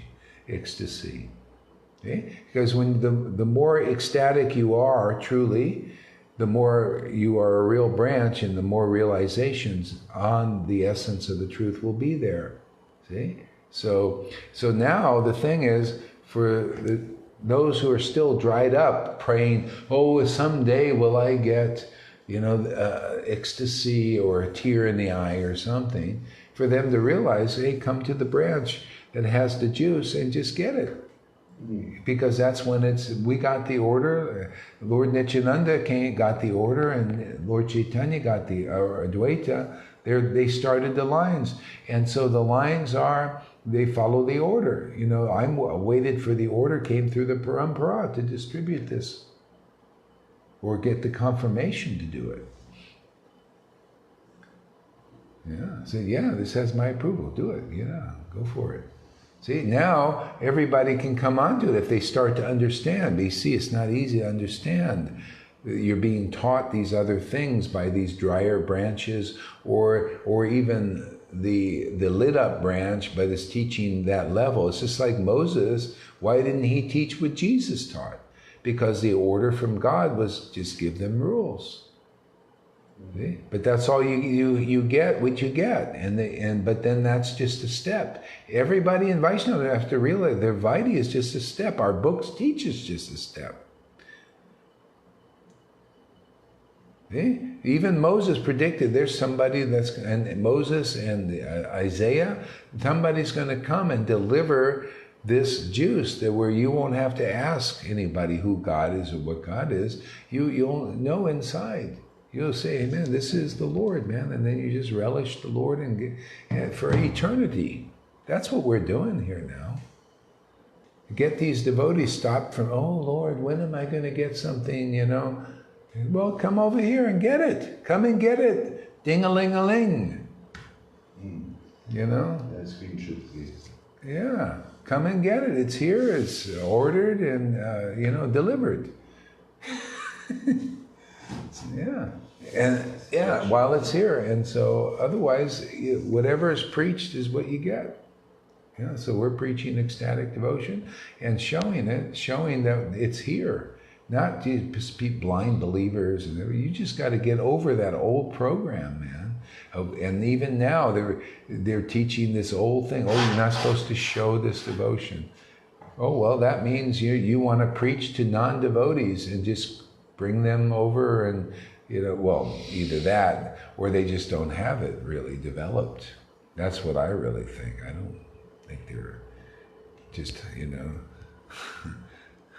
Anyway, we got the order to preach it. I'm not into like playing games like this. Playing games, man. We got the order. Show, you know, just like with the Christians, they worship the Lord in ecstasy, and they say, you see, we got this from Jesus, man, this way of worship. You like it? Yeah, we want also the Holy Spirit. See, and then you get it. It's like here, you know, man proposes, God disposes. See, you want to propose to a God that's ecstatic? You want him to accept you as his wife? Well, here you go. Propose it. The Lord will dispose it. And dispose of the disposables too. Okay. They did not hear Krishna Kirtan anywhere. They saw that at every moment, everyone was burning in the fire of repeated birth and death.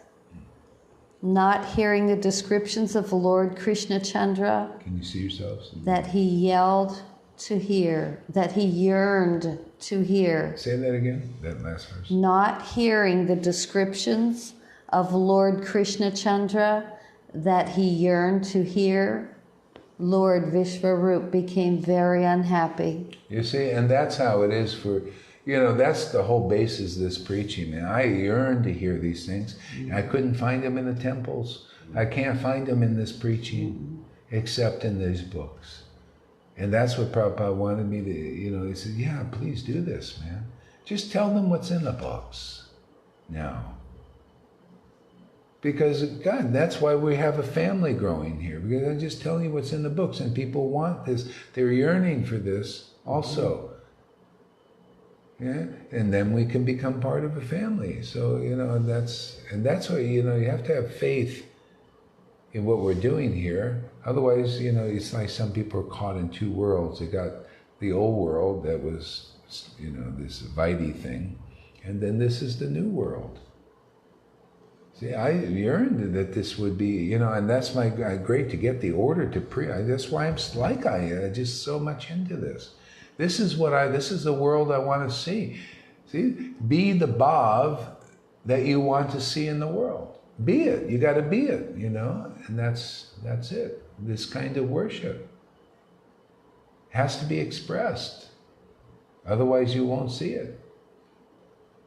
Unless we find devotees who are like bumblebees at the feet of these verses and the lotus feet of these pastimes, if you don't find those devotees, you'll just see regulative devotion, you know, everything, different paths, yogis and mayavadis and all that. They're all preaching, right? Mm-hmm. Who's preaching this? See, this is the thing. Well, we're preaching this, and that's why it's more juicy than anything I can see personally. I tried it all, or not as much as I needed to try. Mm-hmm. You know, I tried even this thing of, well, you know, we've got it, we hide it, and, you know, and just being around a bunch of, you could see there was not a lot of juice in that. There's not, it's being hidden, you know. It's not good enough just to be a nice, sweet devotee and all that, you know.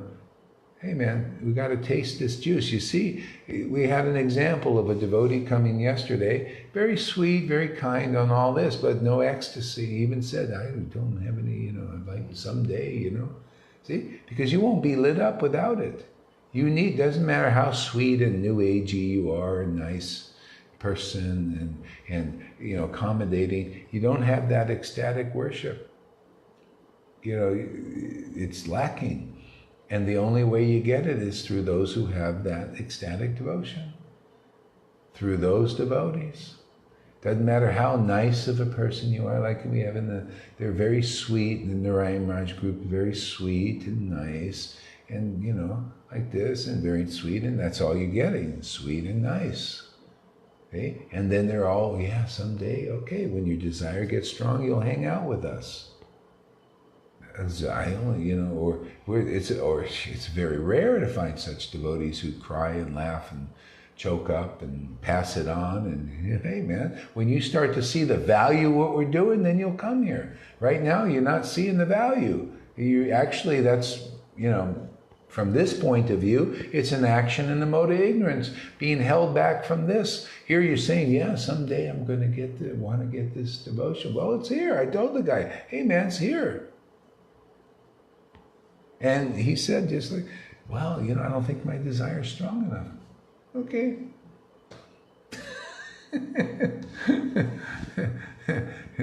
That will get it. Huh?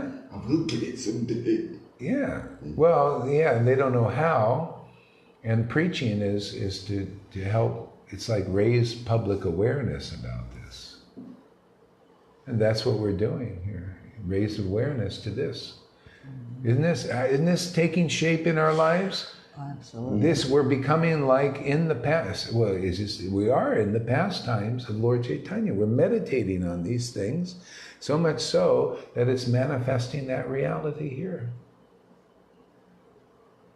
I enjoy being a lion, actually. Yeah. We got to tame that lion sometimes because we'll get thrown out. Yeah. I mean, you know. It's intense, but you know, that's deliverance, man. How are you going to you need to get out of this material world. You need this kind of thing. Okay, what's that clear bubble there in your room? Beach ball, clear bubble. I don't know what you're talking about. Oh, your beach ball tent. Oh, that's a tent. Mosquito net. That's a mosquito net. Yeah, mosquito net. Keeps all these mosquitoes in there. Yeah, keep them in there. Oops. Oops. There you go. Can you see yourselves? Yes. Yes. Good? Good? Mm-hmm. Okay. Not very good, but I can see myself. Not very good? Because we have to look at these old bodies. Yeah. Oh, Okay. Not hearing the descriptions of Lord Krishna Chandra that he yearned to hear, Lord Vishvarup became very unhappy. If sometimes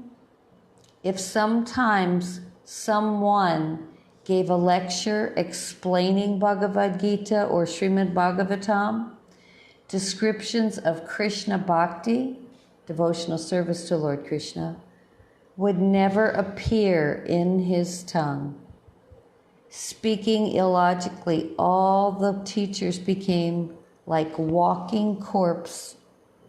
Materialists do not know the meaning of words like bhakti, devotional service.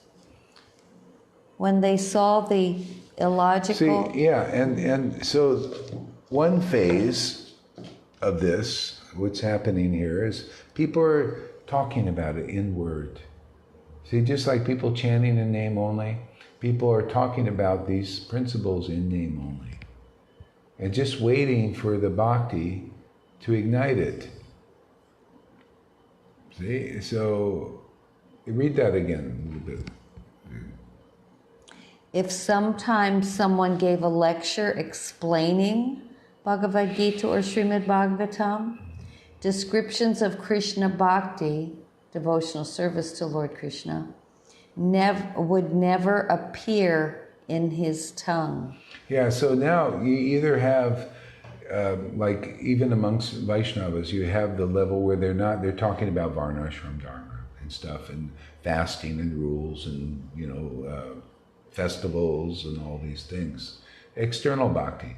And then the next thing, Prabodhananda saw this, it's in his poetry, in the Nectar Moon of Lord Chaitanya. The next thing is people just talking about the conjugal milk. See? And without lacking the experience of it, and that's where the speculation comes in. See? They talk about pure devotional service and all this, but they naturally speculate because they're not having the actual experience of it. See, to those who worship me with loving ecstasy, I give them the understanding. So you got to have the experience of devotion.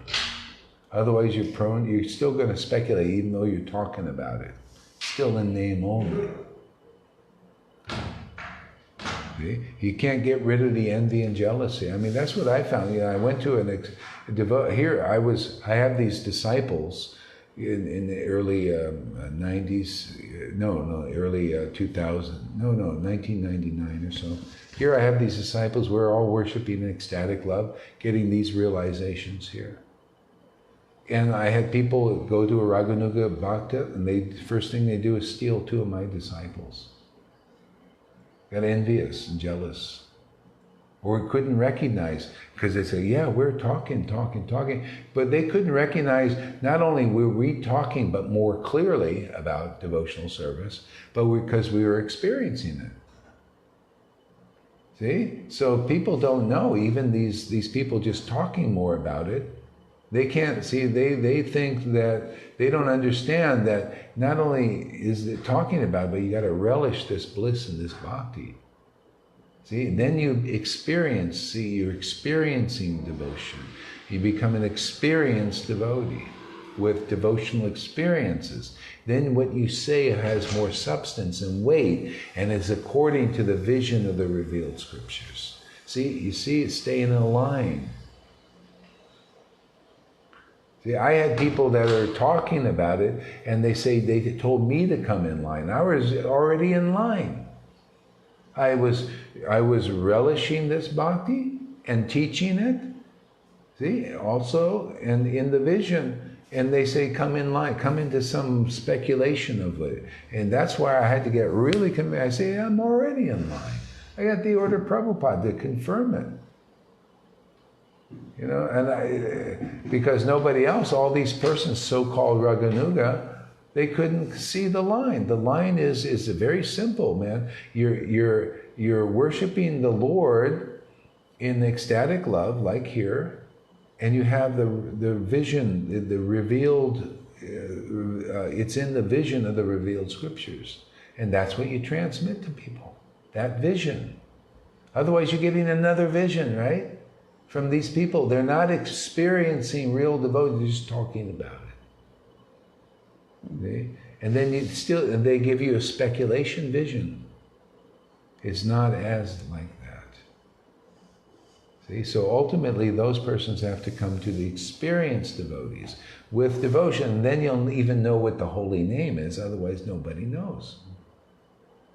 I didn't know what the holy name. I was also wondering, looking at the scripture, what is this? What is this? From a lot of ecstatic worship, it started to come. I said, oh, that makes perfect sense. Perfect sense. Otherwise, it's just worshiping in name only, which most devotees do, without the pure devotion. Now, that name is holy. Okay? And that's Guru. They transmit the holy name, the name with that comes from realization through the devotion, okay? And the realization in the vision. Okay, go ahead. Mm-hmm. I was just thinking, it's like cooking. I tell you, we can do this and do that and do this and do that. And then if you do this and that. So that's telling, that's knowing how to do it. Then it's like, okay, now let's cook it. So, and then the cooking is the doing part of it. Mm-hmm. And then there's the eating. Mm-hmm. So you can know about Krishna. Mm-hmm. You can work for Krishna. Mm-hmm. But you're really doing it because you want the end result, which is tasting it, eating it. Yeah. So it's like that. You know, you can either know about it, do it, mm-hmm. or taste it. Taste it, yeah. Yeah, so the tasting is through the devotees who taste it, you know, in that association. And that's what you give. Yeah. So yeah, just, that's the association. So that took me years to figure it out, get it clear so that we can make some solid preaching of this. And you see, now we have a group here. They have their groups, right? The group there. And we have a group, and we have our Siddhanta here. And to me, this is the clearest Siddhanta around. Okay? Because of the experience of this bhakti. Okay? Go ahead.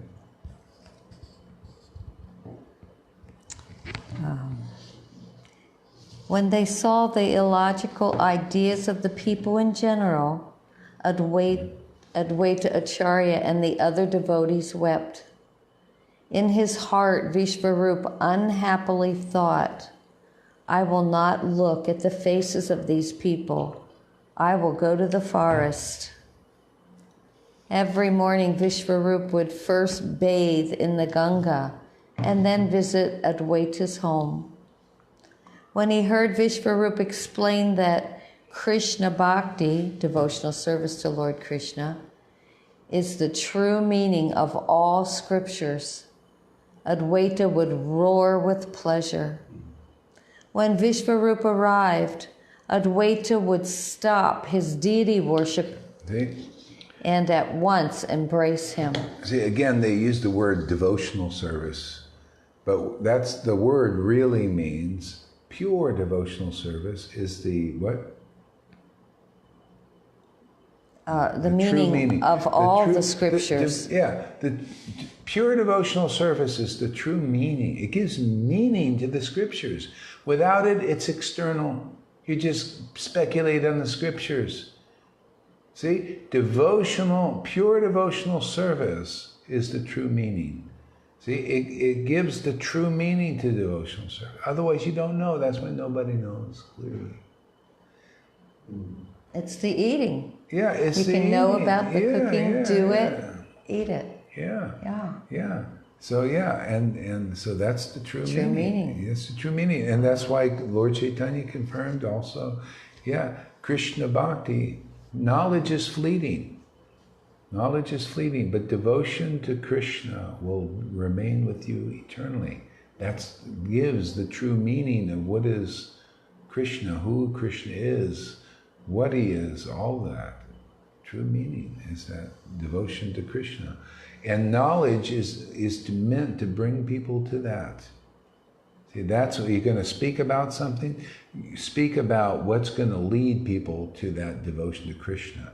See, that's what the other side of the verse. Knowledge is meant to bring people to devotion to Krishna, which remains with them eternally. To relish ras, be a rasic devotee. See, so, but how are you going to become rasic devotees if you don't associate with rasic devotees? Or associate with the principles they teach? Okay? Yeah. I just wanted to say something. Last night we went out. Is this when I turn the camera? Just say yes. Yes. Okay. Yes. Last night I went out for a meal, and I took Karuna and Yamuna with me, and Janaki. Yeah, sorry. For a meal, and on the way from the beach, there was a big hole in the sand, and anyone could see it. Anyone who Fire pit. anything could see. It was a fire pit. And what did I fell down it, you know. I was so tired, I couldn't see anything, and I just fell straight, yeah. I was absolutely shattered. So I climbed out the pit, and I'm down the pit. So we'll go from here, just where it was on that, so in there. At least you fell in the sand. Yeah, Yeah, it was the same. yeah, it was a sand pit, fortunately.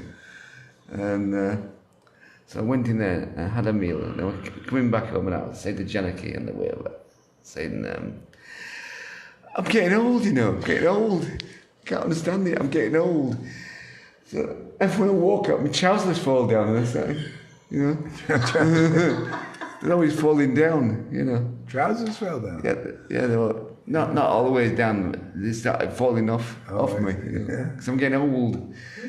And my body's not in a V shape anymore like it was one time. It comes out in the centre, so they fall off every now and again. And we're just laughing at it, you know, laughing at it. I thought, my God, what I've been doing all these years, I've been denying myself the fact of getting old, you know, because getting old is a privilege, actually, you know, and to get old is natural.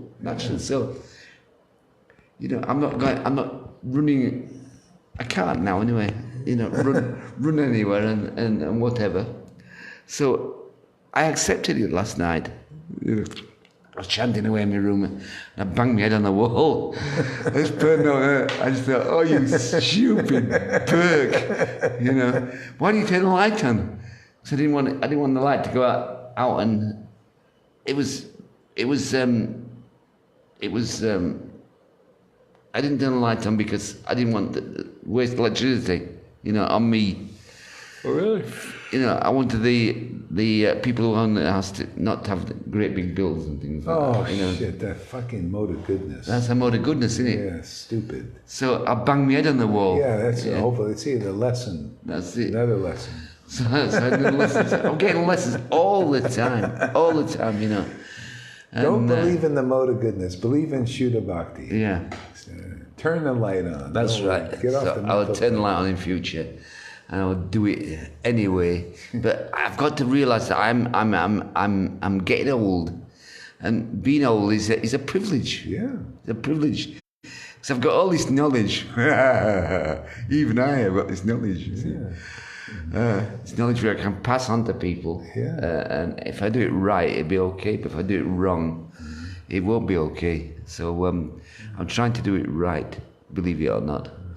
I'm trying to do it right through Srila Gaurahari, you know, and he's shown me the way to go on. So he's the man to do it. So I'm just praising him up, saying he's a good bloke. No, I don't mean bloke when I say it. I don't mean. Don't expect me to give you an apple. Yeah, give him any sweet balls. Give me an apple.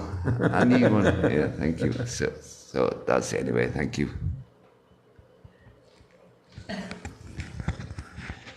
Okay. In his heart, Vishvarup unhappily thought, I will not look at the faces of these people. I will go to the forest. Every morning, Vishvarup would first bathe in the Ganga and then visit Advaita's home. When he heard Vishvarup explain that Krishna Bhakti, devotional service to Lord Krishna, is the true meaning of all the scriptures, Advaita would roar with pleasure. When Vishvarup arrived, Advaita would stop his deity worship at once, embrace him. All the Vaishnavas would happily say, Hari, Hari. See, there you go. He stopped his deity worship at once to embrace the devotee. Yeah. Yeah, see, that's a rule, man. If you're not following that rule, you're following some less intelligent rule. You know, this is the rule, Raganuga Bhakti, spontaneous devotion. You want spontaneous devotion? You follow that rule. Stop everything you're doing to associate with real devotees. Of course, here, that's what's being preached, is the essence of pure devotional service and these principles. So to do anything else, then you're still not understanding, you're not getting this message. I'm just telling you what's right there. See, in the vision reveal, Vishwarupa was an ecstatic devotee. See? Now, obviously, Advaitacharya is also, because he stopped even the deity worship. Right there in the middle, put the flame down to associate with Vishwarupa, and he did the same thing with Ishvarapuri. Came in his courtyard. So who are you doing that? You following in that footsteps? If you can find ecstatic devotees and they're proving it and showing it, are you putting down these things or anything else you're doing that is opposed to this kind of worship? Are you putting down those who are criticizing these devotees and devotional principles we're preaching that are right in line with that? See, that needs to be put down. They use that word, you put down a mad dog, right? You put down. See, these are all create some kind of a madness here. This is, my happiness is to tell you what's in the book, man. To preach real pure devotional service. Okay? And just to associate with people like in our family here, you're going to get free of sin and you'll chant the holy name in ecstasy, okay? Regardless of what's floating in your Ganga. The Ganga is always pure, always purifying. See? And there's stuff floating in it. Pure devotees are like that. Then when Krishna awakens in your heart, because if he says give the order and give spontaneous and you come into their association and believe their preaching, you're going to get it and you're going to feel it. Okay? You become like the Ganga and you can pass this on regardless if you've got a half a brain or whatever it is, some deficiency. You're fat, you're skinny, you're this, you're that, or you slur your words. Well, still you're going to pass it on because it's in you. He's picking all the characteristics of me. Bang your head on the wall. Doesn't matter. You still be able to pass this on. Even when people look, you see, I can't believe in him. He bangs his head on the wall, falls into fire pits, all this. But he's a real distributor in spite of all these faults. A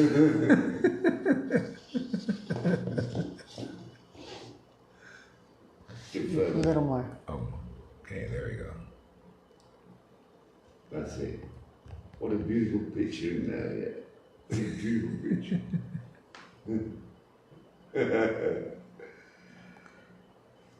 Filled with the bliss of Krishna consciousness, the devotees roared like lions. Wow. No longer was there any sadness in their hearts. No. Sadness. Nice topic here. See, it takes a while because we're filled with this crapola, this sadness. Sadness, material sadness. And that sadness is kind of good when you're in this Sangha, because if you're feeling it, it's a death. See, it's dying, this material sadness. I hear that a lot. People say, I'm really feeling sad today and all that. That's material emotions. See? Now, spiritual emotion, there's a kind of a sadness, but that's bliss, man. Very sad for Krishna, isn't it? Jonathan says, Rangaleka, you can buy a small children light. He had his flashlight, and his flashlight was on. It was on. He left his flashlight on. No, the flashlight, he was using his flashlight. Yeah. He was shining it out instead of down. Oh, really? Oh. You can give a night flight to see. Okay, great. What's the same line? Huh? Yeah. You did have your light on. Yeah. Okay. No one would leave Vishvarup and return home. Neither would Vishvarup return to his own home. When she had finished cooking, Sachi said to Lord Vishvambara, "Go to your elder brother and bring him home at once." Thus, on the pretext of his mother's request, the Lord went to fetch his brother at Adwaita's home. When the Lord came, he saw the Vaishnavas were talking about the auspicious topics of Lord Krishna. Hearing that they were talking about him, Lord Krishna glanced at them with charming and auspicious eyes. Each of his limbs rested on the peerless summit of all handsomeness and grace. 10 million moons could not equal the glory of even one of his toenails. Clothed only by the 4 directions and his every limb covered with dust, the Lord smiled and said to his elder brother, "Brother, please come to eat. Mother calls." Clutching his elder brother's garment, the Lord departed. Motionless, the devotees gazed at the Lord's charming form. The devotees were entranced. Words about Krishna no longer came to their mouths. Gazing at the Lord, the devotee forgot their own identities. Without knowing how, the devotees found that their hearts had been stolen.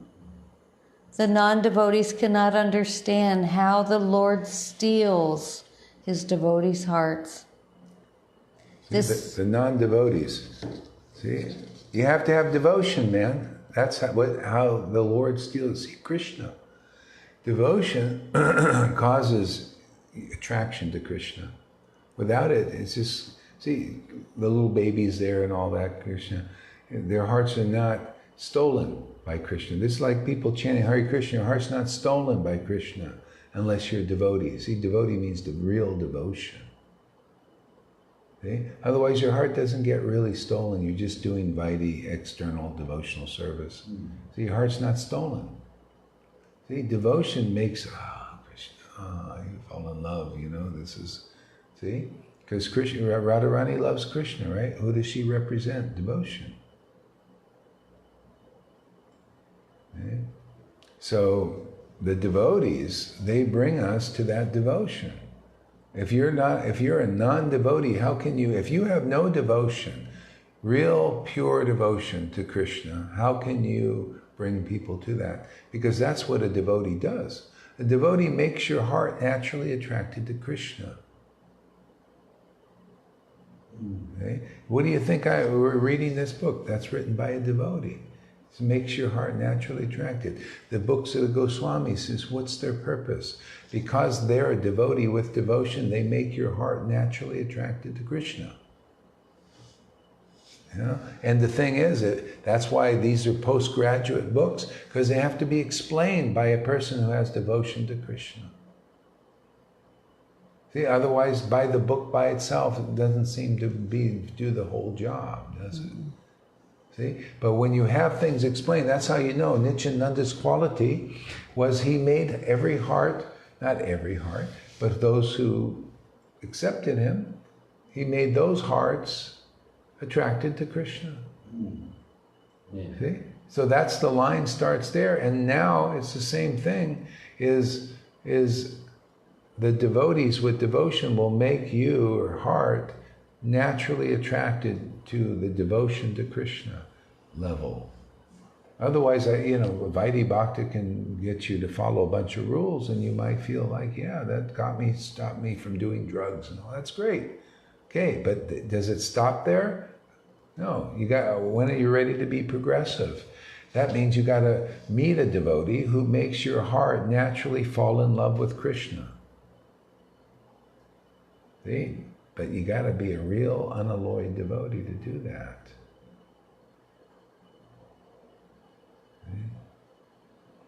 And the only way to know that, see, because Lord Chaitanya's devotees came in the guise of ordinary persons, marked with this devotion to the Lord, Chaitanya and Radha and Krishna.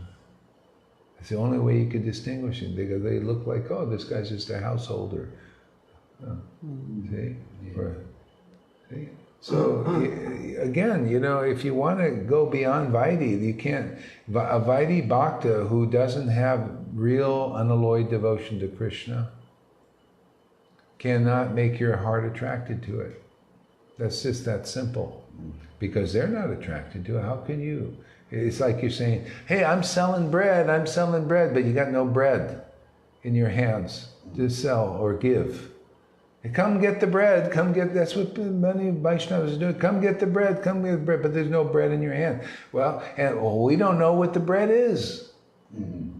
People are saying, well, it doesn't matter because we don't know what the bread is. Or you say, come get the bread, and they give you something else.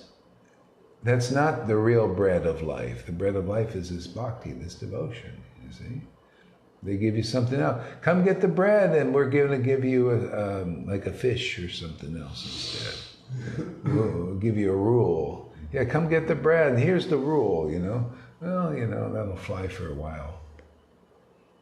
Okay, go ahead. That's a good definition of a devotee, actually. People call themselves devotees, but they're not devotees. Can you see yourself? Yes. Okay, shake your head and give me a sign. Okay. Shake my head. So people call themselves devotees, but they're not devotees. It's just a word. So to be a real devotee, what Gaurahari just said, you've got to actually be devoted to Krishna. And then you're a devotee. Call yourself a devotee. Well, you see, that's the substance. You have to have, ultimately, you have to be in the vision of the revealed scriptures. See, devotion means devotee. Otherwise, you got not the oh, he's a devotee. Okay, well, what does that mean? Well, we don't know. It just doesn't matter. We just wears the dress, and we call he's a devotee. Oh yeah, is there any devotion there? Oh, never considered that before. See, that's why you come to a self-realized soul. They get you to consider what you never thought of considering. You just accepted in name and words. Everything is empty words, flowery words. You meet a devotee, they say, are you a devotee? You say yes or no. You say yes. Oh yes, I'm a devotee. You say, why? How? Well, because I've accepted my Gurudev, and I wear tilak, and I follow the rules. And see, a real devotee, if they're preaching and not just babying you, say, well, no, let's see, what is a real devotee has real devotion. That's the vision of the real scriptures as it is. See, clear, isn't that clear, more clear? Yeah, a real devotee has devotion. What a concept. Wow, we never heard that before. Well, it's self-evident there. Devotee, devotion. Right? Not devotee, no devotion, and that's a devotee? Some like double talk to me. There's devotee, and then there's no devotion, but that's a devotee. See, there's all this, you see, it's just not clear. Everything's unclear. Oh, he's a Bhaktivedanta. Why? Well, because he's given that title to preach. Oh, is that really clear? No. Is his Vedanta based on unalloyed worship of Krishna, God? See, Vedanta from Bhakti. Bhakti gives you the best Vedanta. See, stuff like that. That you learn from real devotees. They give you the substance, the clarity.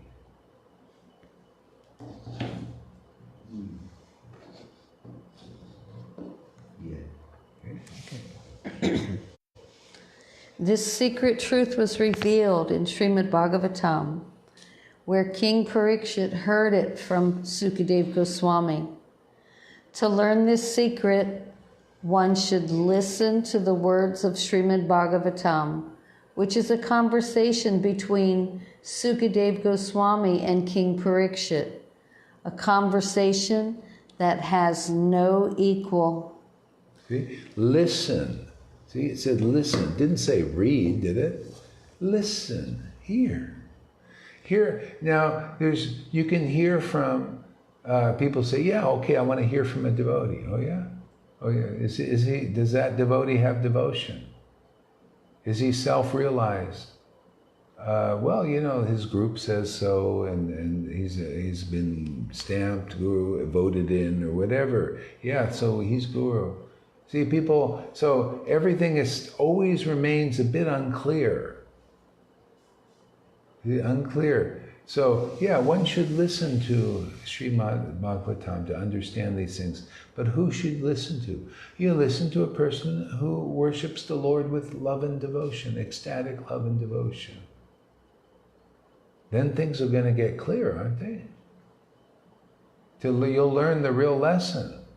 Because if a devotee is still got no devotion, they're actually a non-devotee in the form of looking like a devotee. You get all this. There's no in line. It's not in line. No congruence. You got the name devotee, but without devotion, and then they're preaching Bhagavatam without devotion and realization, and telling you some speculations because of no lacking experience. So is that what he's talking about, listening from somebody like that? No. See, and you look at all the words, learn Srimad Bhagavatam from a self-realized soul.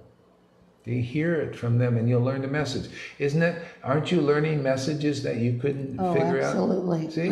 Yeah, that's because are you reading or are you hearing? I'm hearing. You're listening. And I'm hearing to hear, not to challenge. I'm hearing because I want to know. Yeah.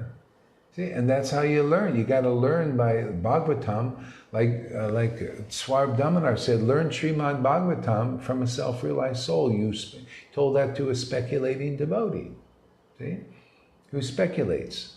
Said, oh, find the self-realized soul. And at that time, there were more.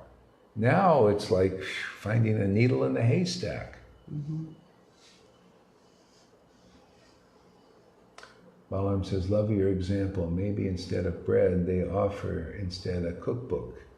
And then you will understand bread, a cooking class, but you have to learn to cook the whole meal before you're taught bread making.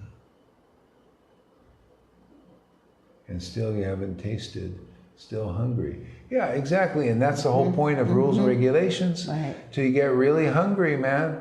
Come on, where's my appetite going to be satisfied? Yeah, well, hey, man, just hang on there, just keep following the rules. And, it busts the dam finally, All these promises. Maya gives you a lot of promises, but doesn't fulfill them. The real devotees do. They give also a lot of promises. Maya gives you a lot of promises, and the devotees give it, but theirs comes true. The other ones don't. Yeah. You know what I'm thinking? Maybe you'll let what time is it? Yeah, it's been 3 hours, I think. 3 hours? What time did you, no, 3:30. You started at 3:30. No, I started at 3. And it's for 6. 3 hours, yeah. Yeah, it's 3 hours. 3 hours, okay. I think maybe 3:30, I don't know, something like that. I don't remember. 3:30, Okay. I think. Okay, all right, good, that's enough for now. I'm not feeling as ecstatic as usual. What happened to that? Find out what happened. I miss it, I'm missing. Which this is where the real prasadam is because all of us can testify that how everything changed when you start hearing here. You were actually finally eating it. Yeah. We knew how to cook, and we certainly did the stuff to prepare it all. And now you finally eat it because the words are like, wow, finally, finally. So that's, and all of us here can testify to that. Even you, Balaram, how is your life different now from before you connected and start hearing here? Now you're finally tasting. And the more you stay, it just gets better. Yeah, it's just proof is in the pudding, man. Now you got to taste the pudding. Yeah. Why do people leave then? Because people leave because they want to be the boss. They want to rule the roost over everyone. And say, I'm going to listen to me. You listen to what I say. And if you don't, you're stupid. You're stupid, but you know. If you listen to what I say, I'm stupid anyway, I said it in different difference, but you know, if you listen to what Gaurahari says against what I say, you're stupid. Or again, it's a misunderstanding. Or again, it's a misunderstanding due to the lack of. You said, why do people leave sometimes? Well, because of a misunderstanding or a lack of communication. They can't quite get what you're saying here. They want to be you. They want to be you. To have all this adoration. The thing you're getting at adoration. He's not getting adoration. I know, I'm saying. Shh. I'm just saying they want to get adoration for being the best. Yeah. Well, actually, I get people. You know, they say a lot of stuff like compliments and stuff. I just meant like the others get. You know, they're put up on this pedestal, and everyone just falls at their feet. Yeah. You don't get that. I mean, Well, of course we. People are doing that here though, and that's enough. Because I've had this a few times. He's right. People they have this like a secret desire for it, because it's like being a president of the United States, and you get such respect, you know, and better actually. He doesn't get worship, you know, but a real guru does, you know, and so some people just have a secret desire and they won't cop to it, I think. And they kind of want to imitate it and be like an intelligent. I have this same desire. I want to be the top man. You know, but I've seen both sides of it. And I've seen the reality of what I was after, which wasn't actually me. You know, I'm much better at being a subservient person. A witness. A witness. A witness program. I mean, we just take our position. See, that's being satisfied with bhakti. I'm satisfied. I'm satisfied. Truly satisfied. So why go any further? Why make it difficult on myself? Just get satisfied with what you're doing, and that's it. That's it. You know, for the first time in my life, you know, in 70 years, first time in my life, I'm satisfied. You don't have to go to be 70 to be the same as that. Just do it now. You know, be intelligent and do it now. You know, I remember when I was going to, Prabhupada gave me the order, you know, or confirmation to do this guru thing, you know, and Krishna blessed and everything. It's like I wasn't satisfied with doing it because I was like, what? No, it can't be. So I thought, I'll be more satisfied doing the Ritvik thing. I tried that, didn't work, nothing worked. I'll be more satisfied coming under the exalted, illustrious, these, you know, certain gurus and Raganuga. I'll be more satisfied. It wasn't. You just got to surrender to what you are, you know, which and what is just organically there, whether it's to be a guru or a witness, because we're getting the same kind of bhakti. See, the main thing is serving the Lord in ecstatic love. You just take your place, and if you're fine with that, see, then everything settles into perfect. Then you just do, you know, what your nature is to do, and then relish bhakti like everybody else. We all get the same kind of bhakti, but in our particular rasas. But still, it's, you know. See, I had to settle down and just accept, okay, I just got to run the show here, you know. and so those who are like coming and they leave, sometimes they're not quite satisfied just being a witness. And I actually see that in certain persons. I said, why aren't you really satisfied getting you know, it's great, you know, to do that. I mean, then you're going to save people in the way that I can't. I can't do your job, you can't do mine, you know. But probably, no, we want to try it. Okay. Yeah. So, and then gradually the witnesses become also a witness. Still, everybody's a witness. I'm also witnessing for the truth, you know. And you become like also a guru, bona fide guru, and with experience and enough, ecstatic experience and understanding, and then people do that. But it's just, you just settle down in what it's organically manifesting. As soon as you try and get away from it, it's a lesson. Yeah. So I've seen people leave because of that, and a lot of the times they don't come back for a long time or in this life. Especially the ones that had Prabhupada, and they have connection with Prabhupada. Either they were initiated or something. They, can't see, they can't kind of quite move on fully, Okay. Well, I think because they think they have Prabhupada, they're safe. I have Prabhupada, so, why? But here, for those of us who didn't get that opportunity with Prabhupada, I was realizing yesterday that you give us Prabhupada. You give us Prabhupada through his books. And that's how we receive Prabhupada. They think they do, but they don't understand his books. That's right. So what do they have? Do they really have Prabhupada's heart? No. Because this is Prabhupada's heart. This is what he's giving. That's what he wanted to give us. Yeah. But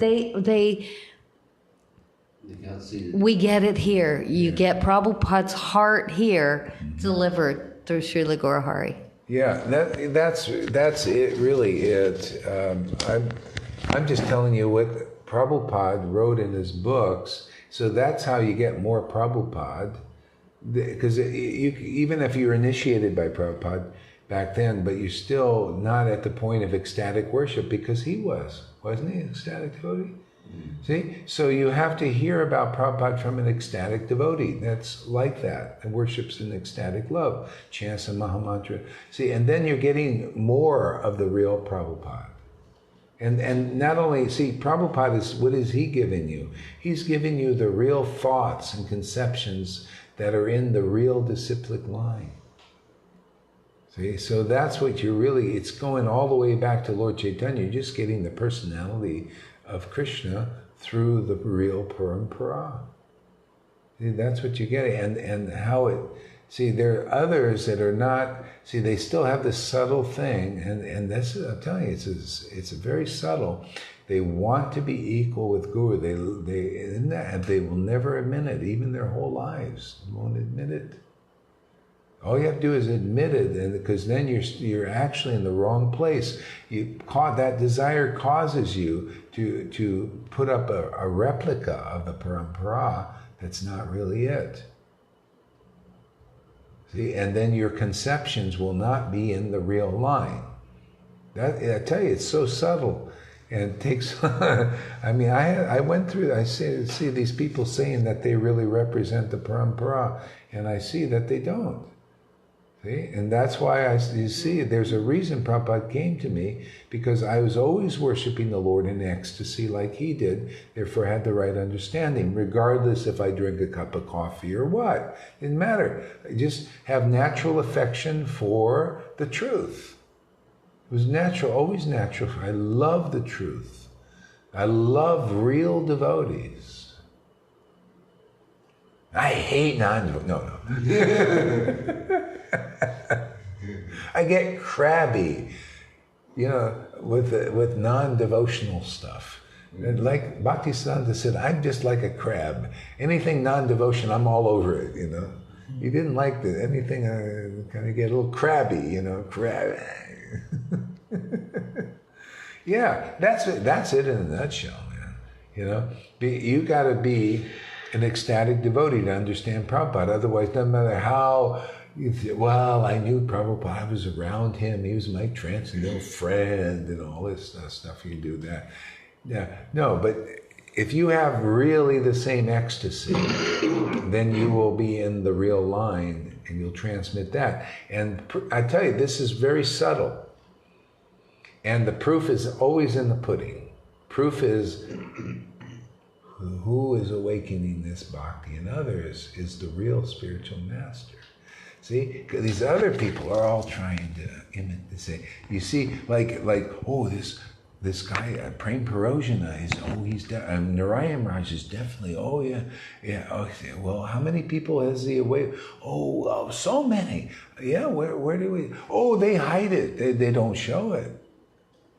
Okay, well then we're always going to be in doubt. We'll never really know, will we, huh?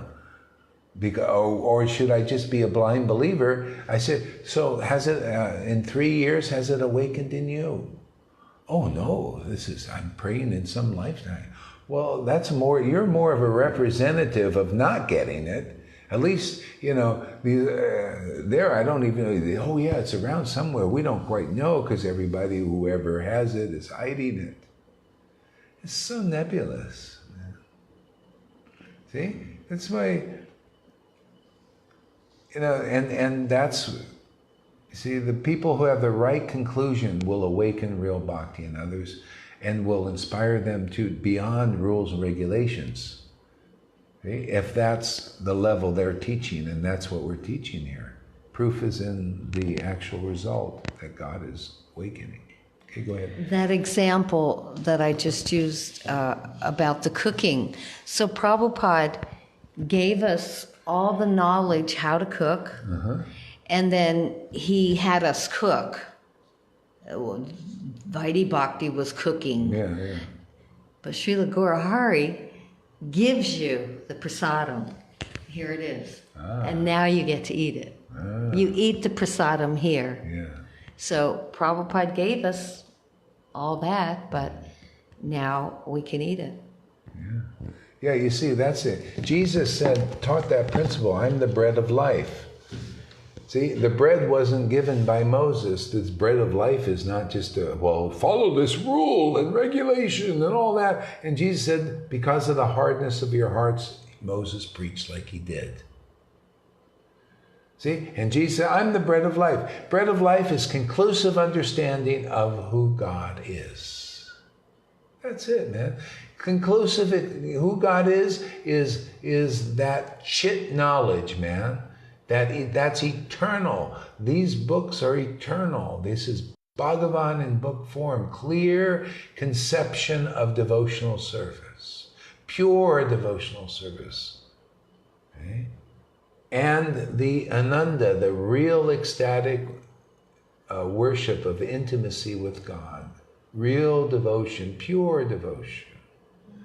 See? That's getting the Lord. That's getting the bread of life. Is they give it to you, like you say, I'm giving you what's the result of my personal worship of the Lord and the realizations he comes on the scripture. I'm giving you that. And proof that this is bona fide is if it begins to get people purified really quickly. If it exorcises demons out of people. You notice, like, all this stuff is out, it's out, wow, more clear now, and more bhakti now.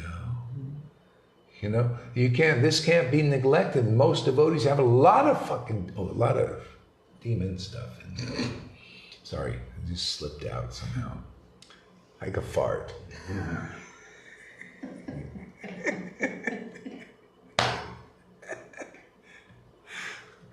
I have these little nasties sometimes.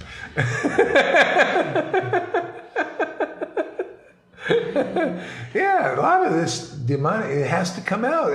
Jesus had to get it out of me. You can't put new wine in an old wine. An old wineskin has to be purified, man.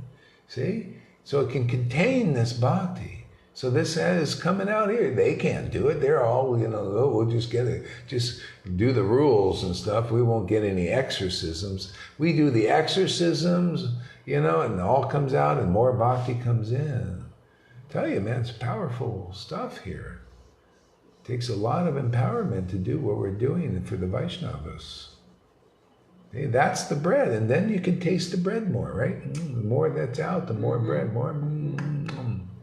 Hey, taste these verses.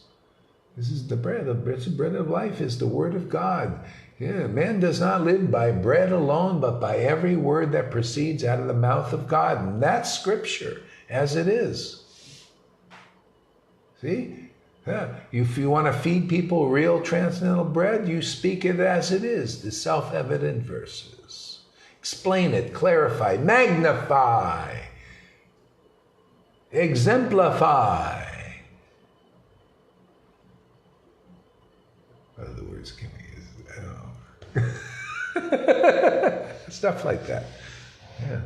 Yeah, it was good. Yeah. Anything else? Huh? Now it is 6:30. Yeah, it is 6:30. Anything else? Johanna, you ready? I don't have so many people. See, they leave because of it's hard work. They leave because it's hard work. Yeah. Working on yourself, that's the work. Yeah. Yeah. Is it hard work? Yeah. Not hard for him. Why? He doesn't do nothing and he gets all this. What is it? It's funny. Yesterday, Karuna was saying to you, he said, look at Dasha, he does the absolute shh. Look at Dasha, he's absolute fuck all, look at him. Yeah. So, he must have a secret, man. Yeah. Inquire from him, find out what it is. I think it's just love Krishna. Yeah. I think it's faith too. Yeah, faith in all this. Got faith in Gaurahari. Because you've got faith in Gaurahari, you've got faith in everything else that goes on. Yeah, and a lot of it is just our holding on to stuff, and everybody's wired up differently. You know, we got what we got, but we're all, you know, if you're sticking around, you're making some kind of progress. You know why? You know that you feel progressive, right? Oh yeah. You see, progressive. You're going. It's not about let me be like Johann or him. You know, you're going to be who you are, and the thing is, do you feel progressiveness in your life where you're moving forward in Krishna consciousness? So that's the whole thing. Anybody coming, they're in the, say, the Vedic sector, if they feel, it was like this one young man, nice guy, you know, he said, yeah, I was doing drugs and everything, now I got out of that. So it was progressive for him to meet even his guru to help him out of that. So everything has got to still, well, is that enough for you? If there's a point, well, no, I want some more of this. So, and if it's not to be there, then Krishna will lead you to another guru. That's more bona fide in that sense. Okay? Yeah. I don't feel jealous anymore. Yeah. I felt jealous when I came here at first because I wanted to be Gaurahari. I'm not, and I've you know, I just don't feel jealous anymore. Yeah. I don't feel it. Yeah. So you got purified even to beyond them. Yeah. I mean, he was like trying to get other computers and try and do what I do. Come on, man. You know, you don't need to do that. Just relax. You know. Preaching is like whatever you use what you can do, whatever your facility is. I mean, I could, maybe I should do all these. I can't do all these other things. I try, and then it just becomes so hard, and then it's just, you know, moving out of your. You don't need to. Just do what you can do. You know, otherwise it becomes a burden. You got to figure out how to use the computer and all this, and you never do, and you forget. What the good is it? You know. Give it to her. She could probably use it. You couldn't do it. No, she can't. Worse. Who wants to carry a heavy computer around anyway? At least the one I got is light. I barely use it. But, you know, I have to have it for certain things. But, yeah. But I barely use it. I use more of the phone and the phones now. You know, so. Yeah. No-brainer. It's being willing to fall runga. When he falls gracefully. Sometimes. Sometimes. He didn't fall gracefully the other day down the steps, man. It was the whole way. Last night it was face first, wasn't it? Face first. Was there sand on the bottom, or was it? No, it was hard. It was the sand. It was probably that wide. Yeah, but you didn't hurt yourself. That deep. No. good. It Yeah. was that deep, that wide. Wow. And he just stumbled in it and went right down. That's Ranga for you. Yeah. Okay. Have a nice morning. Pray for me that I become ecstatic today.